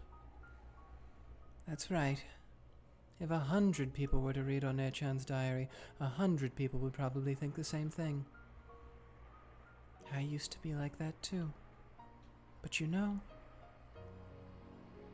despite all of that, Maria One-chan summoned a world of happiness. Don't deny that magic, that happiness. Such a stubborn child you are. Very well. This is the last one. I'll tear apart the source of the truly foolish magic that you and Maria believe in. Sumadera Kasumi, read this page, okay? What's this colorful page? What's this? Magic to always be friends with my beloved mother. Stop it! Not that page! This magic's really simple, isn't it? It looks like even I could do it. Even I could remember an incantation this short. Shall I give it a whirl? It really is a short incantation, isn't it? Okay, give it a try. Let's have everyone spit it out. With expressions that ridiculed it from the bottom of their hearts, the Black Witch and Kasumi tapered their mouths, and they said it aloud. Ooh. God damn it. I know. Fuck you, Umineko. Yeah. If I could quit right now, I would. Ugh. Oh. Oh. The black suit stared blankly, asking what the hell that was supposed to be. Then Kasumi answered, cackling. This is supposed to be an incantation. Are you kidding me? Come on, why don't you guys try it too? Ooh, ooh, ooh. The black suits imitated that moaning voice, making fun of it.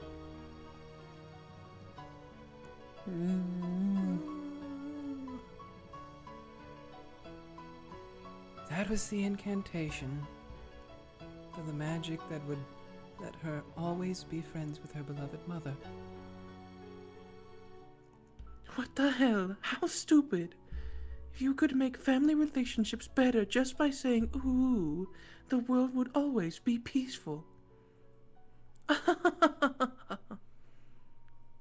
Ooh, ooh, ooh. A stupid moaning voice.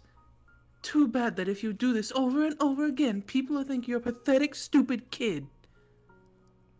Are you a moron?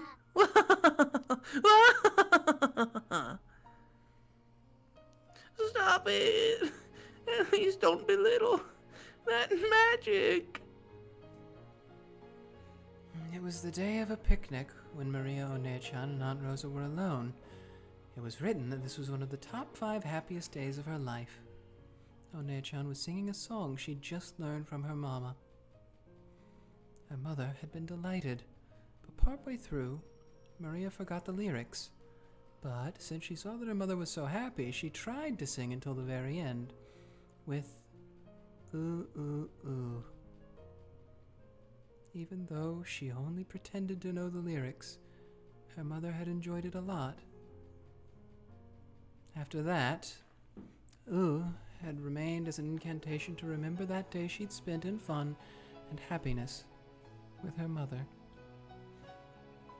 Of course, even though she seemed to find it funny at first, Aunt Rosa eventually tired of hearing it, and eventually started scolding One-chan when she said it. But to One-chan, it was a memory of a fun day that she'd never forget. So among the spells that Maria had created, it was the oldest, and the first. Kasumi stuck her fingernails into that page too. Stop it! Don't tear it. At least spare that page. No way. With a shrill sound, a girl's world of happiness was erased. Ooh. Is this your magic of happiness? Hilarious, hilarious. There's no way there could be magic to make you happy, right? Magic is made out of anger and hatred, right? Happiness is what you call the feeling of release you get only when you've pushed all the hatred you bear onto other people. The happiness you all are talking about is a phantom that doesn't show up outside picture books. As Kasumi laughed her head off, she slammed the grimoire against the ground and stepped on it. Can't stand it. Hey, you can't stand it, right? You white witches of happiness.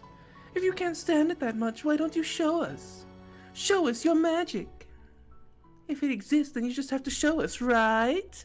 A witch who can't use magic isn't a witch. That's why we're the real witches. You're just brats trying to escape reality with a dream.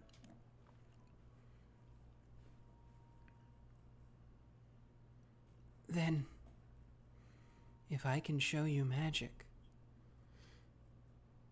will you believe in One-chan's magic? Alright. We're getting ready to do a switch up. So I think now is the time to end mid-chapter. Ah, Yeah. I don't Sorry, bud. wanna. Sorry, buddy. Hey, you asked just a minute ago if you could quit right now, you would. Well, yeah, but that was out of anger, and I'm just telling me that anger isn't right. I shouldn't be angry. Yeah. But I'm hoping that our next one will be an extravaganza where we can finish off the entirety of Questions arc. I hope so too. Man, Well, we it's gotta just getting to stop the here. good part. I know, but we gotta cut it here. 'Cause this way, this feeling can linger for a bit. I don't want it to linger. Oh my gosh. Did I spoil that? I don't know if I spoiled that or not. What? That reveal. The ooh? Yeah. I don't think so. I don't remember you Okay. spoiling that. It's one of my favorite things from Umineko. The way that for 4 whole episodes you hear Maria saying this, and especially at first you're like, "Ew, shut up, annoying brat." And then it's like at the very end of the questions arc, it's like, "Hey, guess what? That was actually her saying I love you to her mom." hurt me, Umineko. Why do you hurt me in such ways? Why do you reach into my heart like that guy from Indiana Jones and you pull it out and it's still beating and trying to be happy and healthy, but you just burst it asunder with your hands. And I am sad. You turned into Gru. Yeah. This, And apparently Battler just doesn't exist anymore. And Yeah, that too. That also happened. He's gone. Battler may or may not actually be in Ushiromiya. Perhaps, possibly. I gotta say that whole sequence there with Kasumi tearing out Maria's spell book was starting to make me so sad. I started getting that thing you talked about, where like I started feeling sick because I was getting sad. Mm-hmm. I was don't feeling think a I little have bit had too. that. I was feeling it a little bit too at points. And I knew it was coming, so like my heart kept sinking as we got closer. Oh yeah, it probably was definitely worse for you because you knew it was gonna happen. For me, Yeah. it was just compounding on as the scene went on. But Oh. well, That's Umineko for you. yep. What's happening the rest of the week? Give them the deets. I don't know. Cry. We've been asking the question when they cry this whole time. Now is Yeah, when we true. cry. Now. Episode 4 is when you Yep. cry. Remember what I said at the beginning? Yep. Prepare to cry edition. Oh. Gosh, so much pain. Well, let's see. Tomorrow there'll be a special video in place of Terranria. Yay. Alive. Yeah. Oh gosh. I also gotta say there was a moment in the midst of that where Kasumi was spitting, and it took all the fibers of my being not to make a reference. You know what? I know exactly what you.